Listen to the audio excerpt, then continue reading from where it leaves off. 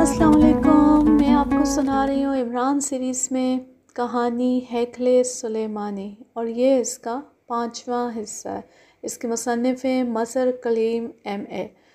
حد ہو گئی ہے، حد۔ اب ہمیں طریقہ کار بدلنا چاہیے، اس طرح بات نہیں بنے گی۔ کرنل ڈیوڈ نے زور سے جیپ کے ڈیش بورڈ پر مکہ مارتے ہوئے کہا۔ اس کا چہرہ جذبات کی حدت سے سرخ پڑ گیا تھا۔ ڈرائیونگ سیٹ پر کرنل فرانک بیٹھا ہوا تھا، اس کی فراخ پیشانی پر سوچ کی لکیریں نمایاں تھیں۔ واقعی کرنل، ہمیں اپنا طریقہ کار بدلنا چاہیے۔ اب صورتحال بے حد سنگین ہو چکی ہے۔ یہ لوگ واقعی ہماری توقع سے کہیں زیادہ خوش قسمت ثابت ہو رہے ہیں، کرنل فرانک نے کہا، اور پھر وہ جیپ سے نیچے اتر آیا۔ اس کے ساتھی وہاں موجود ہیلی کاپٹروں کو لے کر اڑے۔ کرنل فرانک نے ٹرانسمیٹر پر فوری طور پر ایئر فورس کے نزدیکی اڈے سے رابطہ قائم کیا اور انہیں تمام تفصیلات بتائیں۔ اس کے بعد وہ سب جیپوں کا قافلہ لے کر چل پڑے۔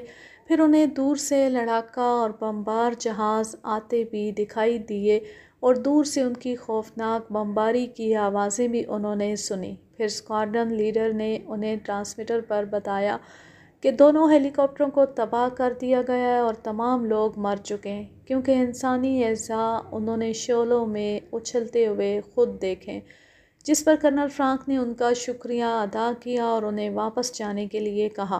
لیکن جب وہ اس مقام پر پہنچے تو یہ دیکھ کر حیران رہ گئے کہ دونوں ہیلی کاپٹر واقعی تباہ ہو چکے تھے۔ ایک آدمی کے جسم کے ٹکڑے بھی وہاں موجود تھے جو بری طرح جل گئے تھے، اس لیے اسے پہچانا نہ جا سکتا تھا کہ یہ کون ہے۔ باقی کسی آدمی کی لاش وغیرہ وہاں کچھ نہ تھی، نہ ہی کوئی آدمی تھا۔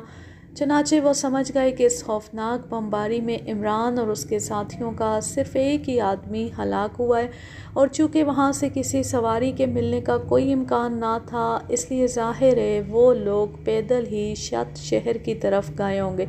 چنانچہ انہوں نے شت شہر کا رخ کیا اور پھر وہ شہر کے نزدیک اس مقام تک پہنچ گئے جہاں 4 اسرائیلی فوجیوں کی لاشیں اور فوجی سامان ریت پر بکھرا ہوا تھا۔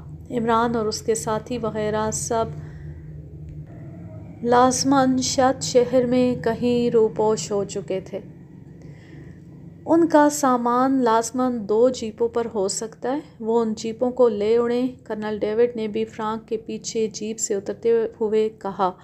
ہاں، اور وہ ان جیپوں کے ذریعے لازماً شت شہر میں داخل ہوئے ہیں۔ پھر اس نے جیب سے ٹرانسمیٹر نکال کر اس پر فریکوینسی سیٹ کرنا شروع کر دی۔ یس، ریڈ آرمی، شت point, colonel Frank speaking. Yes sir, yes sir, میں رابی بول رہا ہوں، میں شت پوائنٹ کا انچارج ہوں۔ سنو رابی، ہم اس وقت شت شہر کے قریبی صحرا میں ہیں۔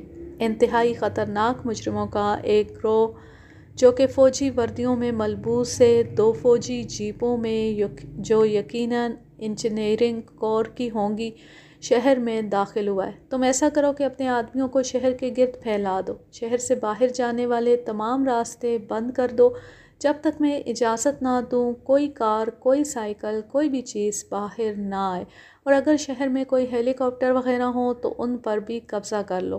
GP5 کے کرنل ڈیوڈ میرے ساتھ ہیں، وہ اپنے آدمیوں کو حکم دے کر ان لوگوں کو تلاش کریں گے۔ تم ناکہ بندی کر لو، سخت اور مکمل ناکہ بندی، over and all, colonel Frank نے کہا۔ یس سر، حکم کی تعمیل ہوگی سر، اوور، دوسری طرف سے کہا گیا، اور کرنل فرانک نے اوور اینڈ آل کہہ کر ٹرانسمیٹر بند کر دیا، اسے کرنل ڈیوڈ کی طرف بڑھا دیا۔ کرنل ڈیوڈ نے شت میں موجود GP5 کے سب ہیڈ کوارٹر سے رابطہ قائم کیا اور انہیں عمران اور اس کے ساتھیوں کو تلاش کرنے کا حکم دے دیا۔ اس کے بعد وہ سب جیپوں میں بیٹھ کر شہر میں داخل ہو گئے۔ ریڈ آرمی کا ہیڈ کوارٹر ایک خاصی بڑی عمارت میں تھا۔ کرنل ڈیوڈ اور کرنل فرانک نے اس عمارت میں اپنا ہیڈ کوارٹر بنا لیا۔ تھوڑی دیر بعد انہیں ملٹری کی خالی جیپوں کے ملنے کی اطلاع مل گئی، اور پھر یہ اطلاع بھی مل گئی کہ ایک گلی میں 2 اربوں کو بے ہوش کر کے ان کا لباس اتار لیا گیا ہے۔ مجھے یقین ہے کہ یہ لوگ اربوں کے روپ میں اب لازماً تل ابیب جائیں گے، اور تل ابیب جانے کے لیے صرف ایک ہی راستہ ہے، ہمیں خود اس راستے کی کڑی نگرانی کرنی چاہیے۔ کرنل فرانک نے کرنل ڈیوڈ سے کہا، ٹھیک ہے، ہمارا وہاں ہونا ضروری ہے اور شہر میں اس قدر سخت ناکہ بندی سے حالات خراب ہو رہے ہیں، اس لیے وہاں خود چیکنگ کر کے ہمیں ٹریفک کھول دینا چاہیے۔ کرنل ڈیوڈ نے جواب دیا اور پھر وہ دونوں ایک جیپ میں بیٹھ کر شہر سے گزرتے ہوئے اس چوکی پر پہنچ گئے جو تل ابیب جانے والے راستے پر بنی ہوئی تھی اور لوگ اس طرح کی ناکہ بندی کے خلاف سخت احتجاج کر رہے تھے۔ کرنل ڈیوڈ اور کرنل فرانک دونوں نے اپنی نگرانی میں چیکنگ شروع کر دی اور چیکنگ کے بعد ٹریفک چلنا شروع ہو گیا۔ ٹریفک کو معمول پر آنے میں 2 گھنٹے لگ گئے۔ پہلے تو کرنل فرانک اور کرنل ڈیوڈ دونوں چیکنگ میں خود بھی شامل رہے، لیکن بعد میں وہ تھک گئے تو ایک طرف کرسیاں بچھوا کر بیٹھ گئے اور چیکنگ ہوتی دیکھتے رہے۔ ان دونوں کی تیز نظریں ایک ایک آدمی پر جمی ہوئی تھیں۔ میں سوچ رہا ہوں کہ یہ شیطان اب یہاں سے کیسے نکلیں گے؟ کرنل ڈیوڈ نے چند لمحے خاموش رہنے کے بعد کہا، ظاہر ہے میک اپ کے ذریعے نکل سکتے ہیں، اور وہ بھی سڑک کے ذریعے۔ ہیلی کاپٹر تو یہاں موجود نہیں ہے، جہازوں کا سلسلہ ہی نہیں ہے، ٹرین بھی یہاں سے نہیں گزرتی اور سڑک بھی ایک ہی جاتی ہے۔ کرنل فرانک نے جواب دیا، یہ بھی تو ہو سکتا ہے کہ وہ 10-15 روز یہیں کسی مکان میں چھپے رہیں۔ آخر ہم کب تک چیکنگ کرتے رہیں گے؟ پورے شہر کی ناکہ بندی ہو رہی ہے، پورے شہر کی تلاشی ہو رہی ہے، اگر یہاں سے وہ نکل نہ سکے تو پھر لازماً پکڑے جائیں گے۔ اب وہ چوہے دان میں پھنس چکے ہیں۔ کرنل فرانک نے منہ بناتے ہوئے جواب دیا اور وہ اٹھ کر چیکنگ پارٹی کی طرف بڑھ گیا۔ صرف باہر جانے والوں کی چیکنگ ہو رہی تھی اور اب اکا دکا بس، کاریں اور ٹرک گزر رہے تھے۔ چیکنگ اسکواڈ پیدل جانے والوں کی بھی سختی سے تلاشی لے رہا تھا۔ کاروں، بسوں اور ٹرکوں کو اچھی طرح چیک کیا جا رہا تھا۔ مشکوک افراد کی میک اپ واشر سے بھی چیکنگ کی جاتی تھی۔ اسی طرح چیکنگ میں مزید 1 گھنٹہ گزر گیا۔ اس دوران شہر سے بھی چیکنگ کی وقفے سے اطلاعات ملتی رہیں۔ ایک ایک گھر، ایک ایک دکان، ایک ایک عمارت کی پوری طرح چھان بین کی جا رہی تھی، لیکن ابھی تک کوئی نتیجہ نہ نکلا تھا۔ کرنل فرانک دوبارہ آ کر کرسی پر بیٹھ گیا اور ابھی اسے وہاں بیٹھے چند ہی لمحے ہوئے تھے کہ اس کے ہاتھ میں موجود وسیع حیطہ عمل کے ٹرانسمیٹر سے ٹوں ٹوں کی آوازیں نکلی۔ کرنل فرانک نے جلدی سے اس کی فریکوینسی دیکھی اور پھر وہ بری طرح چونک پڑا۔ فریکوینسی صدر مملکت سے مخصوص تھی۔ اس کا مطلب تھا کہ صدر مملکت کی طرف سے کال کی جا رہی ہے۔ صدر مملکت کی کال ہے۔ کرنل فرانک نے پاس بیٹھے ہوئے کرنل ڈیوڈ سے مخاطب ہو کر کہا۔ کرنل ڈیوڈ بھی چونک کر سیدھا ہو گیا۔ Yes colonel Frank, attending from شت، اوور۔ کرنل فرانک نے ٹرانسمیٹر آن کرتے ہی مؤدبانہ لہجے میں کہا، P A to president speaking, جناب صدر صاحب سے بات کیجیے، اوور۔ دوسری طرف سے کہا گیا اور چند لمحوں بعد صدر مملکت کی آواز ٹرانسمیٹر پر ابھری، ہیلو کرنل فرانک، کیا رپورٹ ہے؟ جناب، پاک ایشیا سیکرٹ سروس والوں کو شہر شت میں گھیر لیا گیا، شہر کی مکمل ناکہ بندی کی جا چکی ہے اور ان کی تلاشی جاری ہے۔ ہمیں پوری امید ہے کہ ہم جلد ہی ان کی گرفتاری کی رپورٹ آپ کو پیش کریں گے۔ کرنل فرانک نے انتہائی مؤدبانہ لہجے میں جواب دیتے ہوئے کہا، وہ شہر شت تک کیسے پہنچ گئے؟ صدر مملکت کا لہجہ اور زیادہ تلخ ہو گیا اور کرنل فرانک نے شروع سے لے کر اب تک کے تمام حالات تفصیل سے بتا دیے۔ اوہ، اس کا مطلب ہے کہ یہ لوگ تمہارے بس سے باہر ہیں، مجھے ان کا کوئی اور بندوبست کرنا ہوگا۔ صدر مملکت کا لہجہ بے حد تلخ تھا۔ سر، بس اتفاق ہے کہ یہ لوگ اب تک زندہ ہیں۔ ویسے سر، اب وہ بری طرح پھنس چکے ہیں، اب وہ یہاں سے نہیں نکل سکتے۔ اگر وہ کسی طرح وہاں سے غائب ہو کر تل ابیب پہنچ گئے تو پھر تم تو انہیں وہیں تلاش کرتے رہو گے۔ اس کا میں نے بندوبست کر لیا ہے جناب، ان کے تل ابیب پہنچتے ہی مجھے فوری اطلاع مل جائے گی۔ ٹھیک ہے، میں مزید 2 روز تمہاری رپورٹ کا انتظار کروں گا۔ اگر 2 روز تک تم انہیں گرفتار یا ہلاک نہ کر سکے تو پھر تمہارے سمیت کرنل ڈیوڈ کو بھی اپنے عہدوں سے مستعفی ہونا پڑے گا، سمجھے؟ یہ میری آخری وارننگ ہے، اوور اینڈ آل۔ صدر مملکت نے سرد لہجے میں کہا اور کرنل فرانک نے ایک طویل سانس لیتے ہوئے ٹرانسمیٹر آف کر دیا۔ کرنل ڈیوڈ بھی یہ کال سن رہا تھا۔ صدر مملکت کی وارننگ میں اس کا نام بھی تھا، اس لیے وہ بھی ہونٹ کاٹنے لگا۔ اب اس کے سوا ہم اور کیا کر سکتے ہیں؟ علم نجوم تو ہم جانتے نہیں کہ زائچہ بنا کر پکڑ لیں۔ کرنل فرانک نے ٹرانسمیٹر بند کرتے ہوئے کہا، تل ابیب میں واقعی تم نے کوئی بندوبست کر رکھا ہے یا صرف صدر کو ٹالنے کے لیے ایسا کہہ دیا؟ کرنل ڈیوڈ نے پوچھا۔ بالکل کر رکھا ہے۔ فلسطینی گوریلوں کا ایک اہم آدمی میری نظروں میں ہے اور مجھے یقین ہے کہ یہ لوگ یہاں سے سیدھے وہیں جائیں گے، اور اگر سیدھے وہاں نہ گئے تو بہرحال اسے اطلاع ضرور دی جائے گی اور ہمیں فوراً اطلاع مل جائے گی۔ گڈ، میرا سیکشن بھی وہاں پوری طرح فعال ہے۔ ویسے مجھے یقین ہے کہ یہ کسی صورت بھی یہاں سے نہیں نکل سکتے، کرنل ڈیوڈ نے کہا۔ چیکنگ بدستور جاری تھی کہ اچانک دور سے گھنٹیوں کی مخصوص آوازیں سنائی دینے لگی۔ یہ آوازیں آہستہ آہستہ نزدیک آ رہی تھیں اور اس کے ساتھ ہی کسی عورت کے گانے کی آواز بھی تھی۔ اوہ، یہ تو کشتی کیوا خانے کی گھنٹیوں کی آوازیں۔ ہاں، یہ دیہاتی علاقہ ہے، یہاں ابھی تک یہ رواج موجود ہے۔ کبھی کبھی تو تل ابیب میں بھی ایسے کیوا خانے نظر آ جاتے ہیں، کرنل ڈیوڈ نے ہنستے ہوئے کہا اور کرنل فرانک نے سر ہلا دیا۔ چند لمحوں بعد موڑ پر سے کشتی کیوا خانے کی بیل گاڑیاں نظر آنے لگیں۔ قافلے کے ساتھ ساتھ بہت سے لوگ تھے جو چھوٹے چھوٹے پیالوں میں کیوا خرید کر پی رہے تھے۔ 4 بیل گاڑیاں تھیں جن کے آگے باقاعدہ رقص ہو رہا تھا، اور چاروں بیل گاڑیوں پر عرب عورتیں بڑے ناز و انداز سے قہوہ فروخت کر رہی تھیں، جبکہ ایک عورت ساتھ ہی لہک لہک کر گا رہی تھی۔ پہلی بیل گاڑی پر ایک بہت موٹا اور لمبی داڑھی والا عرب سر پر عجیب ساخت کی ٹوپی پہنے بڑے مغرورانہ انداز میں بیٹھا ہوا تھا۔ مخصوص ٹوپی کا مطلب تھا کہ یہ موٹا اس کشتی کیوا خانے کا مالک ہے۔ میری چھٹی حس بتا رہی ہے کہ گڑبڑ کہیں قریب ہی ہے، انہیں میں خود چیک کروں گا، کرنل فرانک نے یک لخت کرسی سے اٹھتے ہوئے کہا۔ ارے کیا غضب کر رہے ہو؟ یہ مقدس قافلہ ہے، اس کی چیکنگ سے پورے عرب میں طوفان اٹھ کھڑا ہوگا۔ کرنل ڈیوڈ نے بوکھلائے ہوئے انداز میں اس کا بازو پکڑتے ہوئے کہا۔ کیا مطلب؟ یہ کیسے ممکن ہے کہ ایسی صورتحال میں انہیں بغیر چیکنگ کے جانے دیا جائے؟ کرنل فرانک نے غصے میں اپنا بازو چھڑاتے ہوئے کہا اور تیزی سے کشتی کیوا خانے کی طرف بڑھا جو اب خاصا نزدیک آ چکا تھا۔ چیکنگ کرنے والے سپاہی بھی بڑی دلچسپی سے اسے آتا دیکھ رہے تھے۔ ٹھہرو، رک جاؤ، میں ریڈ آرمی کا کرنل فرانک تمہیں حکم دے رہا ہوں، کرنل فرانک نے آگے بڑھ کر زور سے چیختے ہوئے کہا۔ جناب یہ مقدس، ایک آفیسر نے کہنا چاہا۔ شٹ اپ، ایسے موقع پر کوئی چیز مقدس نہیں ہے، ان سب کی مکمل چیکنگ کی جائے گی۔ قافلہ اس کی دھاڑ سن کر آہستہ ہو گیا اور چیکنگ کرنے والے بھی اسلحہ سنبھالے تیزی سے اس کی طرف بڑھے۔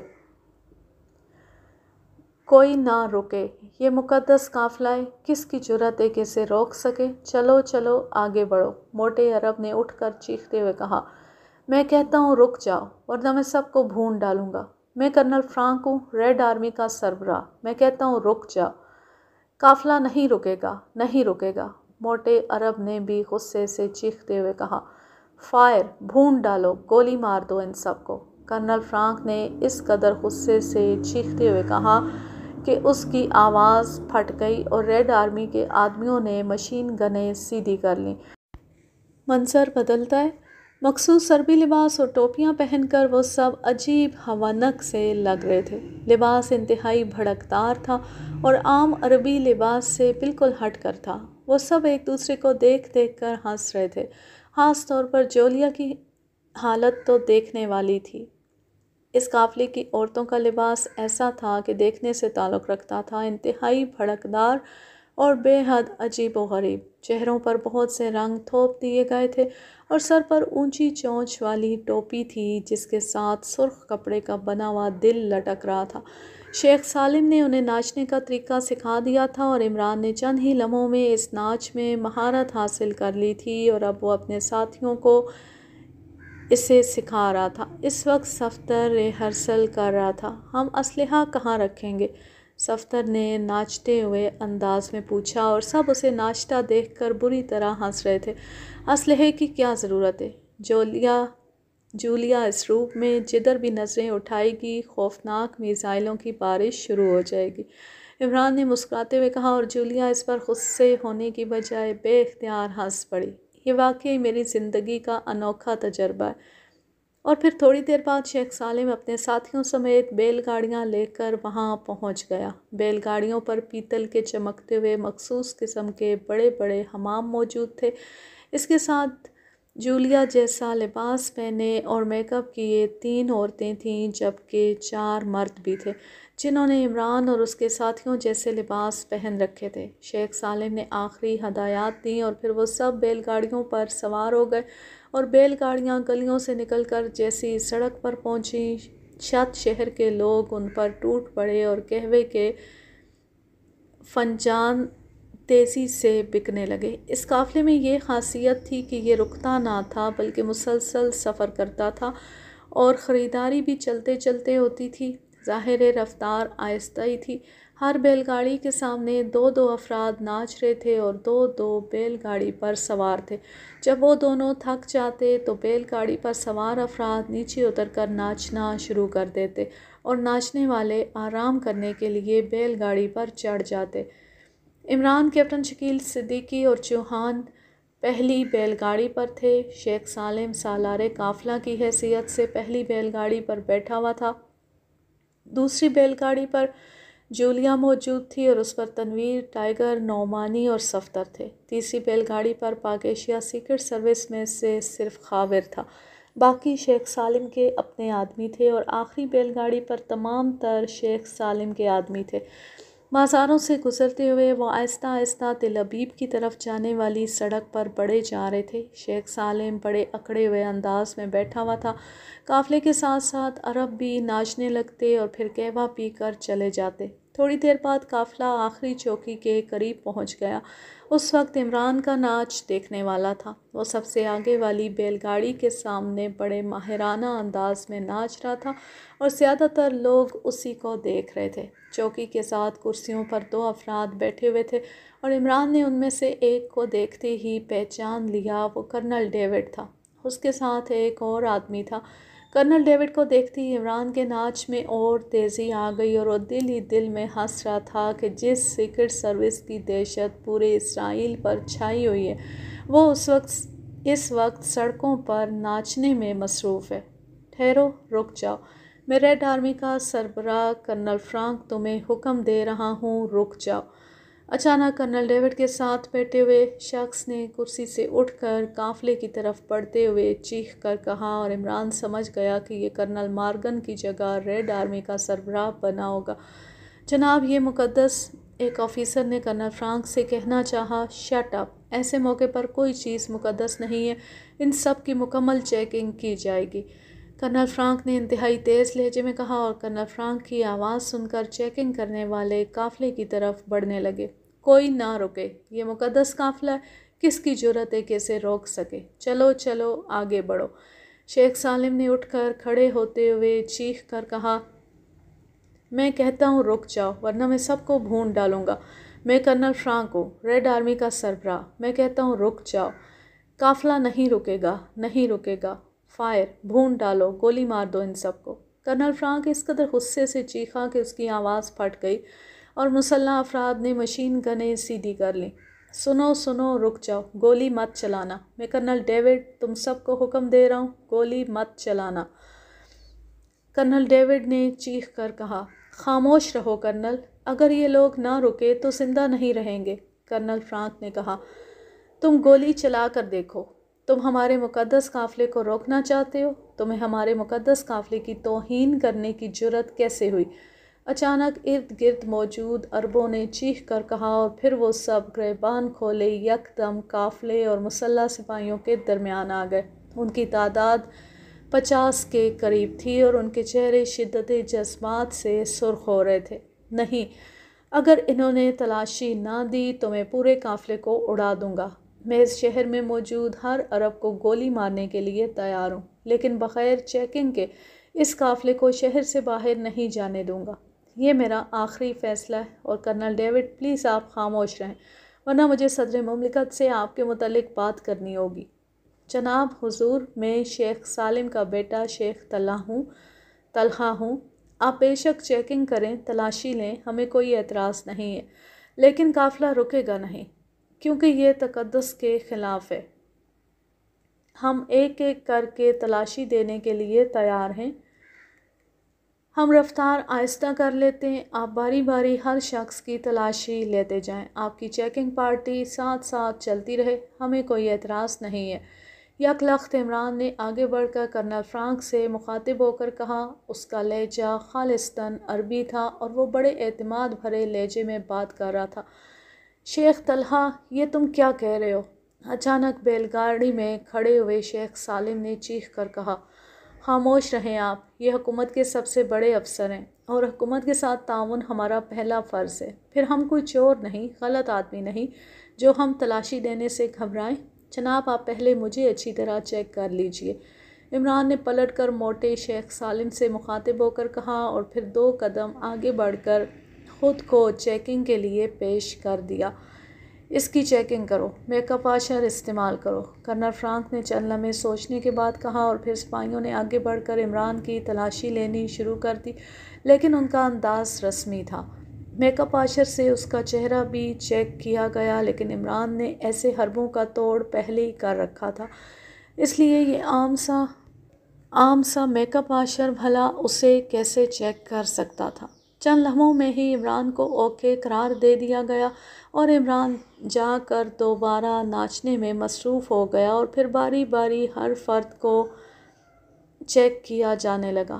اس وقت تک قافلہ چوکی کی رکاوٹ تک پہنچ چکا تھا۔ ٹھیک ہے، رہنے دو، میری تسلی ہو گئی ہے، قافلہ جا سکتا ہے۔ 5 افراد کی چیکنگ کے بعد کرنل فرانک نے اعلان کر دیا اور چیکنگ کرنے والے مسلح سپاہی کرنل کا حکم سنتے ہی پیچھے ہٹ گئے۔ جناب آپ کا بے حد شکریہ، ہم آپ کی مہربانی کو ہمیشہ یاد رکھیں گے، عمران نے آگے بڑھ کر کرنل فرانک سے کہا اور پھر مڑ کر واپس ناچنے والی پارٹی میں شامل ہو گیا۔ اب قافلے کی رفتار میں تیزی پیدا ہو گئی تھی اور پھر وہ شہر کی حدود سے باہر نکل گیا۔ تم نے خواہ مخواہ انہیں چیک کیا، ان لوگوں کا بھلا پاک ایشیا سیکرٹ سروس سے کیا تعلق؟ وہ غیر عربی لوگ ہیں، انہیں تو یہ بھی معلوم نہ ہوگا کہ اس قافلے کا مخصوص ناچ کیسے ہوتا ہے، اور پھر پاک ایشیا سیکرٹ سروس بھلا سڑکوں پر ناچتی پھرتی ہے؟ کرنل ڈیوڈ نے برا سا منہ بناتے ہوئے کہا۔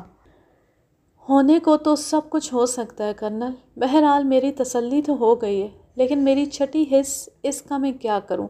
مجھے اب بھی یہی محسوس ہو رہا ہے کہ ہمارے ساتھ کوئی چال کھیلی جا چکی ہے۔ کرنل فرانک نے ہونٹ بھینچتے ہوئے کہا۔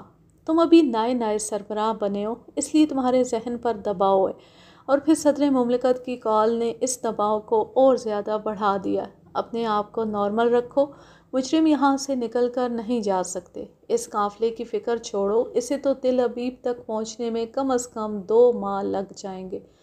ہاں واقعی، اس بات کا تو مجھے خیال ہی نہ آیا تھا۔ ٹھیک ہے، اب میں نارمل ہوں، ورنہ اس قافلے نے میرے ذہن کو تلپٹ کر دیا تھا۔ اچھا کرنل، تم یہیں ٹھہرو، میں شہر کی اندرونی صورتحال کو خود چیک کر لوں، کرنل فرانک نے مسکراتے ہوئے کہا، اور کرنل ڈیوڈ کے سر ہلانے پر وہ تیز تیز قدم اٹھاتا ہوا جیپ کی طرف بڑھ گیا۔ منظر بدلتا ہے۔ کمرے کا دروازہ کھلا تو کمرے میں بیٹھے ہوئے یعقوب کانڈی نے چونک کر دروازے کی طرف دیکھا۔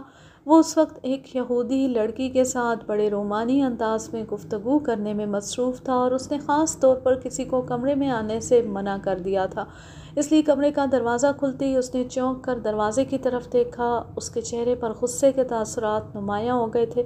جناب ریڈ صاحب آپ سے فوری طور پر ملنا چاہتے ہیں، وہ اپنا نام مست ملنگ بتاتے ہیں، دروازے پر کھڑے ملازم نے مؤدبانہ لہجے میں کہا۔ شٹ اپ، تمہیں جرأت کیسے ہوئی مداخلت کرنے کی، جب میں نے کہا تھا کہ مجھے ڈسٹرب نہ کیا جائے؟ یعقوب کانڈی نے حلق پھاڑ کر چیختے ہوئے کہا۔ مست ملنگ، یہ کیسا نام ہے اور یہ کس زبان کا نام ہے؟ لڑکی نے چونکتے ہوئے کہا۔ یہاں نہ جانے کون کون سے ملک کے پاگل آتے رہتے ہیں، ہوگا کوئی، جاؤ دفع ہو جاؤ، میں کسی سے نہیں ملنا چاہتا۔ جب مست ملنگ کسی سے ملنا چاہے تو پھر اسے ملنے سے کوئی طاقت نہیں روک سکتی۔ اچانک ملازم کے پیچھے سے کسی کی چہکتی ہوئی آواز سنائی دی اور دوسرے لمحے دروازے پر موجود ملازم کو دھکیلتا ہوا ایک نوجوان اندر داخل ہوا۔ وہ عرب تھا لیکن اس نے خوبصورت راش خراش کا سوٹ پہنا ہوا تھا، البتہ اس کے چہرے پر حماقتیں جلوہ گر تھیں۔ کون ہو تم اور بغیر اجازت اندر کیسے آئے؟ یعقوب کانڈی کا چہرہ غصے کی شدت سے پھڑکنے لگا تھا۔ مسٹر ملازم، میں آپ کا نام تو نہیں جانتا، بہرحال جا کر 3 کوک لے آؤ، جلدی۔ مسٹر بھانڈی بہت غصے میں ہیں۔ آنے والے نے بڑے اطمینان سے ایک کرسی گھسیٹ کر اس پر بیٹھتے ہوئے کہا۔ اس کے چہرے پر شرارتی مسکراہٹ ناچ رہی تھی۔ تم میں تمہیں گولی مار دوں گا، یعقوب کانڈی نے انتہائی پھرتی سے جیب سے ریوالور نکالتے ہوئے کہا۔ کانڈی، کیا ہو گیا ہے تمہیں؟ اگر کوئی شریف آدمی آ ہی گیا ہے تو اس میں اتنے غصے کی کیا بات ہے؟ آرام سے بیٹھ جاؤ۔ لڑکی نے یعقوب کانڈی کا بازو پکڑ کر اسے بٹھانے کی کوشش کرتے ہوئے کہا۔ واہ واہ، ایک عقل رہ گئی تھی مردوں کے پاس، وہ بھی عورتوں کے پاس چلی گئی، اور مرد بیچارے اب بھانڈی بن کر رہ گئے ہیں۔ آنے والے نے طنزیہ انداز میں ہنستے ہوئے کہا۔ تم کون ہو اور کیا چاہتے ہو؟ یعقوب کانڈی نے ہونٹ کھینچتے ہوئے کہا۔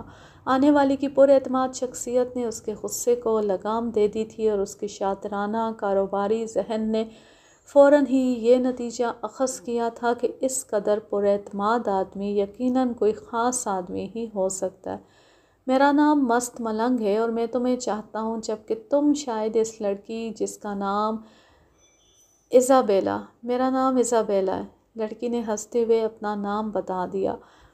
اور تم ایزابیلا کو چاہتے ہو۔ اس طرح ثابت ہو گیا کہ میں بھی ایزابیلا کو چاہتا ہوں۔ مست ملنگ نے فقرہ مکمل کر دیا اور ایزابیلا کھلکھلا کر ہنس پڑی۔ اس کی آنکھوں میں آنے والی کی شخصیت کی پسندیدگی کے آثار نمایاں ہو گئے۔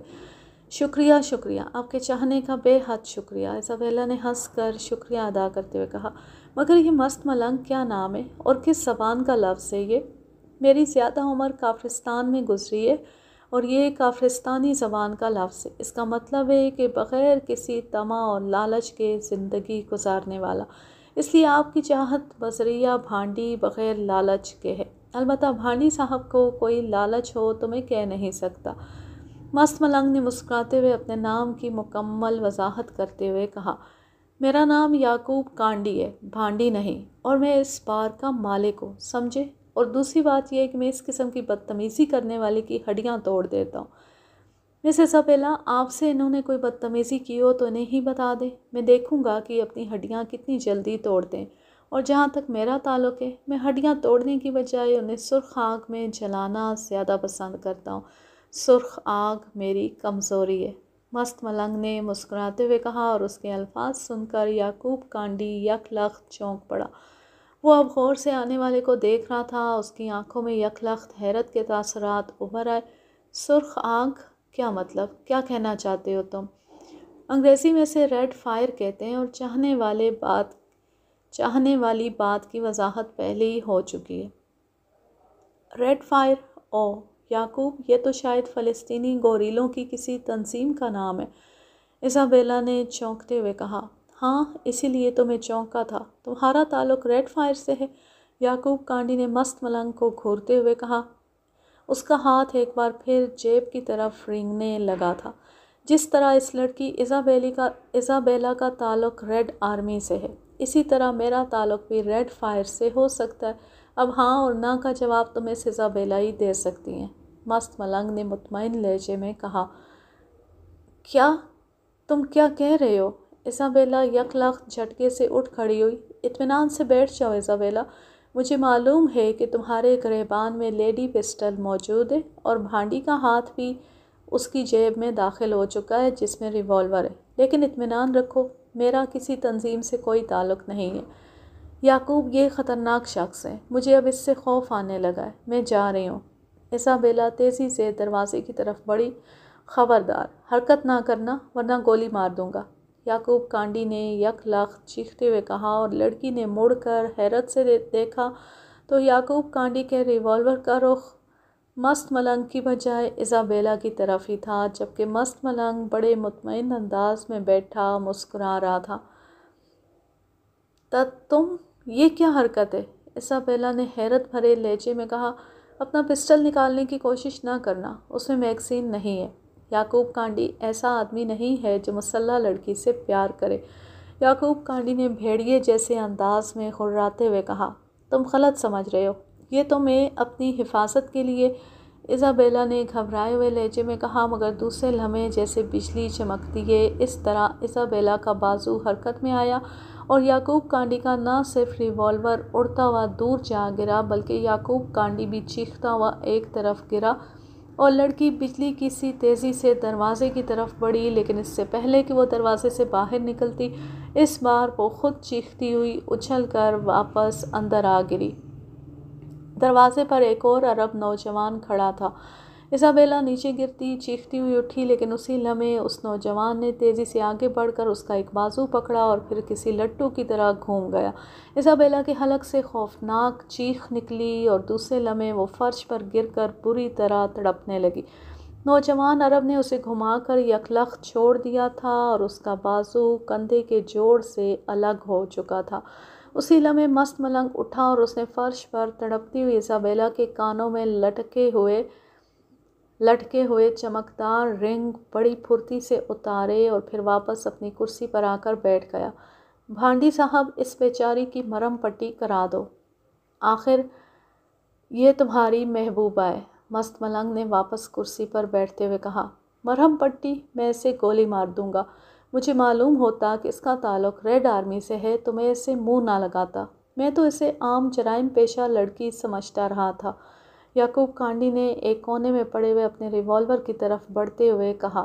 لڑکی اب اٹھ کھڑی ہونے میں کامیاب ہو گئی تھی۔ اس کا چہرہ تکلیف سے بگڑا ہوا تھا اور آنکھوں سے انتہائی دہشت کے آثار نمایاں تھے۔ اس کا دایاں بازو کندھے سے اکھڑ کر بے جان حالت میں پہلو سے لٹک رہا تھا۔ بچاؤ بچاؤ، فار گاڈ سیک مجھے مت مارو، لڑکی نے دہشت زدہ ہوتے ہوئے کہا۔ ٹھہرو بھانڈی، اگر یہ دو چار باتیں ہم سے بھی کر لے تو کیا حرج ہے؟ نہیں، میں اسے، یعقوب کانڈی نے ریوالور اٹھا کر تیزی سے پلٹتے ہوئے کہا، لیکن اس سے پہلے کہ وہ لڑکی کو گولی مارتا، بعد میں آنے والے عرب نوجوان کا ہاتھ گھوما اور یعقوب کانڈی چیختا ہوا سائیڈ کی دیوار سے جا ٹکرایا۔ اس کے ہاتھ سے ایک بار پھر ریوالور نکل کر دور جا گرا تھا۔ باس کے حکم کی تعمیل ہوگی، سمجھے؟ ورنہ اس لڑکی سے پہلے تم اپنی جان سے ہاتھ دھو بیٹھو گے، عرب نوجوان نے تلخ لہجے میں کہا۔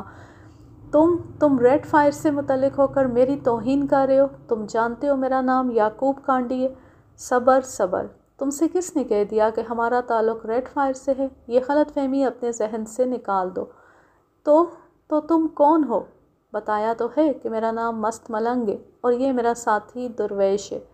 مطلب دونوں کا ایک ہی ہے، بس الفاظ الگ الگ ہیں۔ یہ اس لیے بتا رہا ہوں کہ کہیں تم پھر یہ پوچھنے نہ بیٹھ جاؤ کہ درویش کی کیا معنی ہے۔ اب تم خاموشی سے کرسی پر بیٹھ جاؤ، کسی کو بلانے کی ضرورت نہیں۔ درویش بڑا روحانی قسم کا آدمی ہے، اس نے تمہارے ذہن میں ابھرنے والے خیالات بھی پڑھ لینے، مست ملنگ نے بڑے بااعتماد اور مطمئن لہجے میں کہا اور یعقوب کانڈی ہونٹ چباتا ہوا ایک طرف رکھی ہوئی کرسی پر بیٹھ گیا۔ تم بھی بیٹھ جاؤ ایزابیلا، کھڑے کھڑے تھک گئی ہوگی۔ اور سنو، اگر تم میرے سوالوں کے صحیح جواب دے دو تو میرا وعدہ ہے کہ نہ صرف تمہاری مرہم پٹی ہوگی بلکہ تمہاری جان بھی بچ جائے گی۔ اس کے بعد مست ملنگ نے ایزابیلا سے سوالات کرنے شروع کر دیے۔ یعقوب کانڈی کی چیکنگ کے لیے یہاں کیا انتظامات ہیں؟ اس کا ٹیلی فون ٹیپ کیا جاتا ہے، ٹرانسمیٹر کال ٹیپ ہوتی ہے، 4 آدمی نگرانی کرتے ہیں۔ کرنل فرانک آج کل کہاں ہے؟ وہ یہاں سے باہر گیا ہوا ہے مجرموں کو پکڑنے کے لیے۔ ٹھیک ہے، سمجھو تمہاری زندگی بچ گئی۔ درویش، اس کی مرہم پٹی کرو، بیچاری کو بہت تکلیف ہو رہی ہے، مست ملنگ نے کہا اور درویش سر ہلاتا ہوا آگے بڑھا۔ قریب آ کر اس کا دایاں بازو اچانک گھوما اور ایزابیلا کی کن پٹی پر پٹاخہ سا چھوٹا اور وہ اچھل کر فرش پر پہلو کے بل گری اور بے حس و حرکت ہو گئی۔ وہ کن پٹی پر لگنے والی مخصوص ضرب سے بے ہوش ہو چکی تھی۔ ہاں تو یعقوب کانڈی صاحب، اب ہمارا تمہارا تعارف ہو جائے۔ हारिस तो तुम्हारी बड़ी तारीफ़ कर रहा था, लेकिन तुम तो बिल्कुल ही धूप में बैठे हुए उल्लू लग रहे हो। मस्त मलंग ने मुस्कुराते हुए याकूब कांडी से मुखातिब होकर कहा, जो आंखें फाड़े बैठा हुआ था। हारिस, ओ तुम चीफ की बात कर रहे हो? मगर तुम तो कह रहे थे कि तुम्हारा रेड फायर से कोई ताल्लुक़ नहीं। तो तुम्हारा क्या ख़्याल है कि मैं रेड आर्मी की उस एजेंट के सामने ही खुल जाता? अब मेरा सही तारुफ सुन लो। मेरा नाम अली इमरान है और पाक एशिया से मेरा ताल्लुक़ है, और ये टाइगर है मेरा साथी। ओह पाक एशिया सीक्रेट सर्विस के अली इमरान साहब, आप यहाँ पहुँच गए। ये ओ की गिरदान बंद करो। हालात बेहद संजीदा है। हमने यहाँ पहुँचते ही महसूस कर लिया था कि तुम्हारे बाहर की निगरानी हो रही है, इसलिए इसाबेला को कुरेदना पड़ा। इसाबेला के कानों में मौजूद रिंगों की वजह से यहाँ की मुकम्मल फिल्म कर्नल फ्रांक तक पहुँचती रहती है। अगर ये रिंग वापस पहुँच जाते तो फिर उसे पता चल जाता कि हम यहाँ पहुँच चुके, हालांकि वो हमें शत शहर में तलाश कर रहा होगा। बहरहाल तुम हमारे मतलब के आदमी नहीं हो, लेकिन तुम्हारे पास आने का सिर्फ एक मकसद है। तुम सिर्फ ये बता दो कि डिफेंस लेबॉर्ट्री और डिफेंस स्टोर नंबर 1 का नक्शा कहाँ है। नक्शा? हाँ नक्शा। हारिस ने बताया था कि वो नक्शा तुमने तैयार करा रखा है। तुम हारिस से बात करके तसल्ली कर लो। ठीक है, मैं बात कर लेता हूँ। याकूब कांडी उठकर एक अलमारी की तरफ बढ़ गया। उसने अलमारी खोलकर ट्रांसमीटर निकाला ही था कि इमरान ने हाथ उठाकर उसे रोक दिया। यहाँ नहीं, तुमने इसाबेला की बात नहीं सुनी? तुम्हारी ट्रांसमीटर कॉल चेक हो रही है, इसीलिए तो मुझे खुद आना पड़ा है। ओह हाँ, अच्छा ठीक है, मेरे पास एक वायरलेस फ़ोन है, उसे किसी सूरत चेक नहीं किया जा सकता। फिर वो एक और अलमारी की तरफ बढ़ गया। उसने अलमारी खोलकर उसकी साइड पर मखसूस अंदाज में हाथ फेरा तो एक खुफिया खाना खुल गया। उस खाने में सुर्ख रंग का एक नई साख्त का फ़ोन मौजूद था। याकूब कांडी ने वो फ़ोन उठाकर मेज़ पर रखा और फिर उसका रिसीवर उठाकर मुख्तलिफ हिंद से दबाने लगा। Hello red fire chief. चंद लम्हों बाद दूसरी तरफ से हारिस की आवाज़ सुनाई दी। नंबर 2 बोल रहा हूँ जनाब। कोई हुक्म सर? तुम्हारे पास कोई आदमी पहुँचा है? यस सर, एक साहब आए तो हैं, वो अपना तारुफ कराएंगे। उनका नाम अली इमरान है और वो पाक एशिया सीक्रेट सर्विस ग्रुप के चीफ हैं। उन्हें तुमने डिफेंस लेबॉर्ट्री और डिफेंस स्टोर के नक्शे दे देने। ठीक है जनाब। क्या इस मिशन में हमने उनकी मज़ीद इमदाद नहीं करनी? ये उनकी मर्ज़ी पर है कि वो हमें क्या अहकाम देते हैं। लीडर का हुक्म है कि इनके अहकामात की मुकम्मल तौर पर तामील की जाए। ठीक है जनाब, ऐसा ही होगा। और फिर दूसरी तरफ से राब्ता ख़त्म होते ही उसने फ़ोन बंद करके वापस अलमारी में रखा और फिर अपना मुंह खोलकर उसमें उंगली डालकर एक दांत को झटका दिया। दूसरे लम्हे एक छोटी सी बटन नुमा माइक्रोफिल्म उसके हाथ में थी।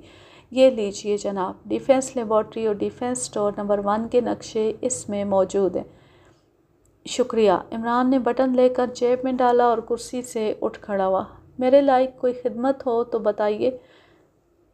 तुम वाकई हमारी खिदमत करना चाहते हो? बिल्कुल जनाब, जब चीफ का हुक्म है तो हम। याकूब कांडी ने इमरान की तेज़ नज़रों से नज़रें चुराते हुए कहा। तो सिर्फ इतना बता दो कि हमारे मुतालिक अब तुम रिपोर्ट कर्नल फ्रांक को कहाँ और कैसे दोगे। क्या क्या मतलब? क्या कह रहे हैं आप? नहीं बताते? अच्छा तो फिर मुझसे सुन लो।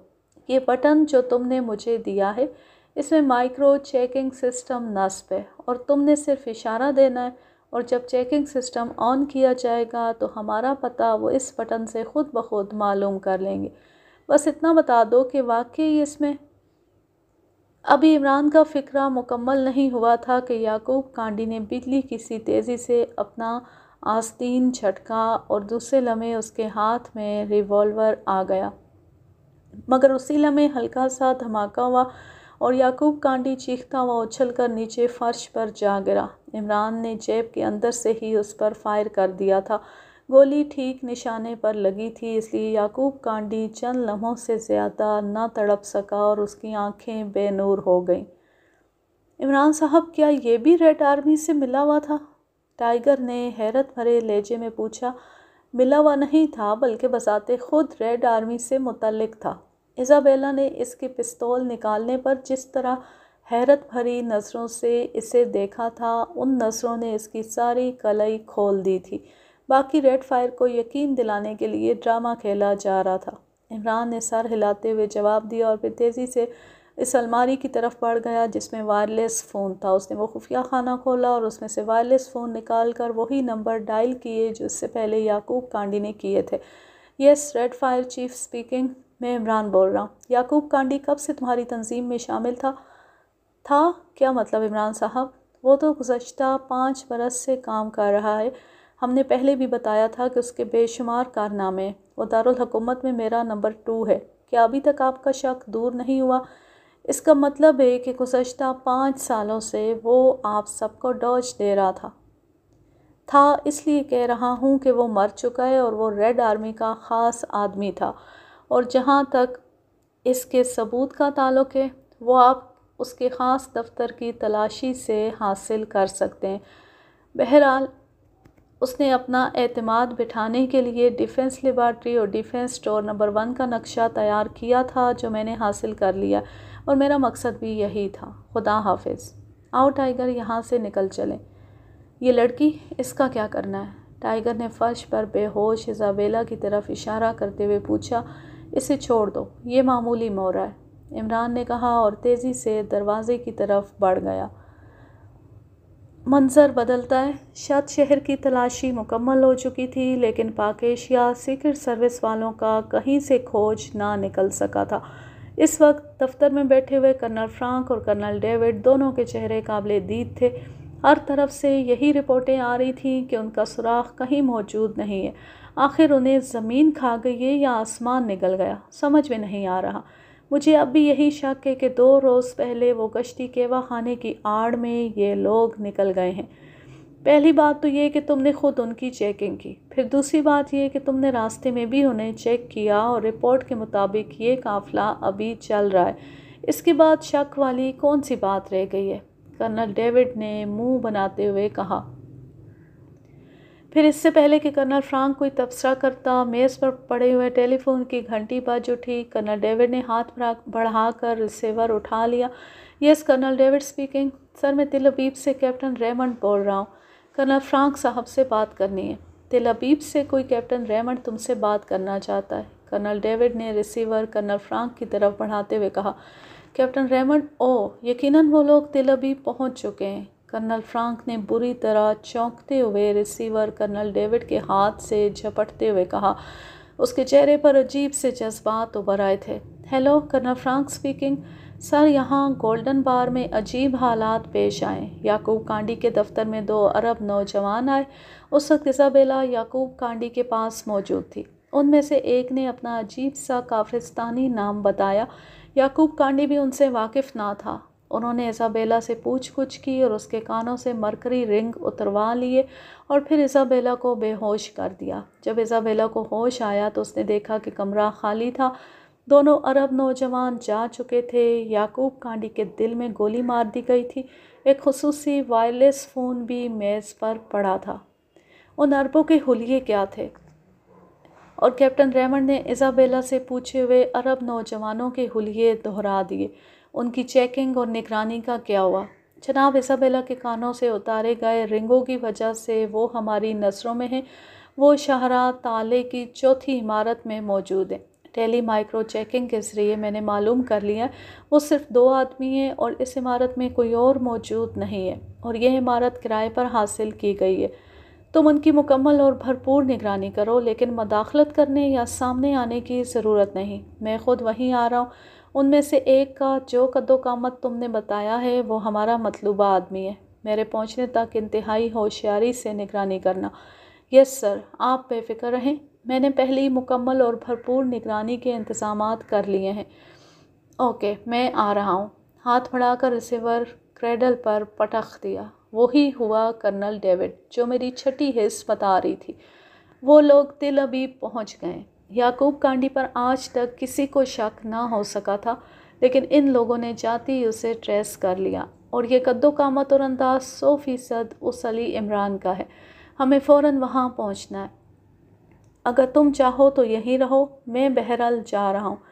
اگر وہ واقعی وہاں پہنچ گئے ہیں تو میں نے یہاں بیٹھ کر انڈے دینے، ویسے بھی یہاں سے تو ہم مایوس ہو ہی چکے ہیں۔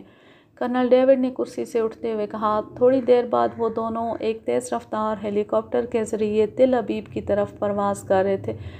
अब मुझे यकीन आ रहा है कि तुम्हारी बात दुरुस्त होगी, लेकिन वो चेकिंग, वो मेरी हिमाकत थी कर्नल, मेरे साथ दांव खेला गया। अब मुझे यकीन आ रहा है कि जिस नौजवान ने पहल बात की थी और जिसने तलाशी दी थी, वो बिल्कुल उस अली इमरान के कद्दो कामत का था। उसने हम पर नफसियाती दाव इस्तेमाल किया, पहले इनकार करके मुझे जोश में ले आया, फिर खुद ही पहले चेकिंग करा ली। जोश में ज़ाहिर आदमी बारीक बीनी की तरफ मुतवज्जो नहीं होता। बहरहाल अब भी मुझे यकीन है कि ये मुझसे बच कर नहीं जा सकेंगे। कर्नल फ्रांक ने जवाब दिया और कर्नल डेविड सर हिलाकर खामोश हो गया। उसका शऊर अब भी तसब्सब की कैफियत का शिकार था कि ये गैर मुल्की लोग आखिर किस तरह अरबों के मखसूस अंदाज में नाच सकते हैं। उसके ख़याल के मुताबिक ये नाच मखसूस किस्म का था और इसे बाकायदा सीखने के लिए काफ़ी अरसे की रियाजत चाहिए थी, जबकि बैलगाड़ियों के सामने नाचने वाले अफराद इस महारत से नाच रहे थे कि जैसे सदियों से वो यही काम करते आ रहे हों। तकरीबन 1.5 घंटे की मुसलसल और तेज़ रफ्तार परवाज़ के बाद उनका हेलीकॉप्टर तिल अबीब में रेड आर्मी के हेडक्वार्टर में उतर गया।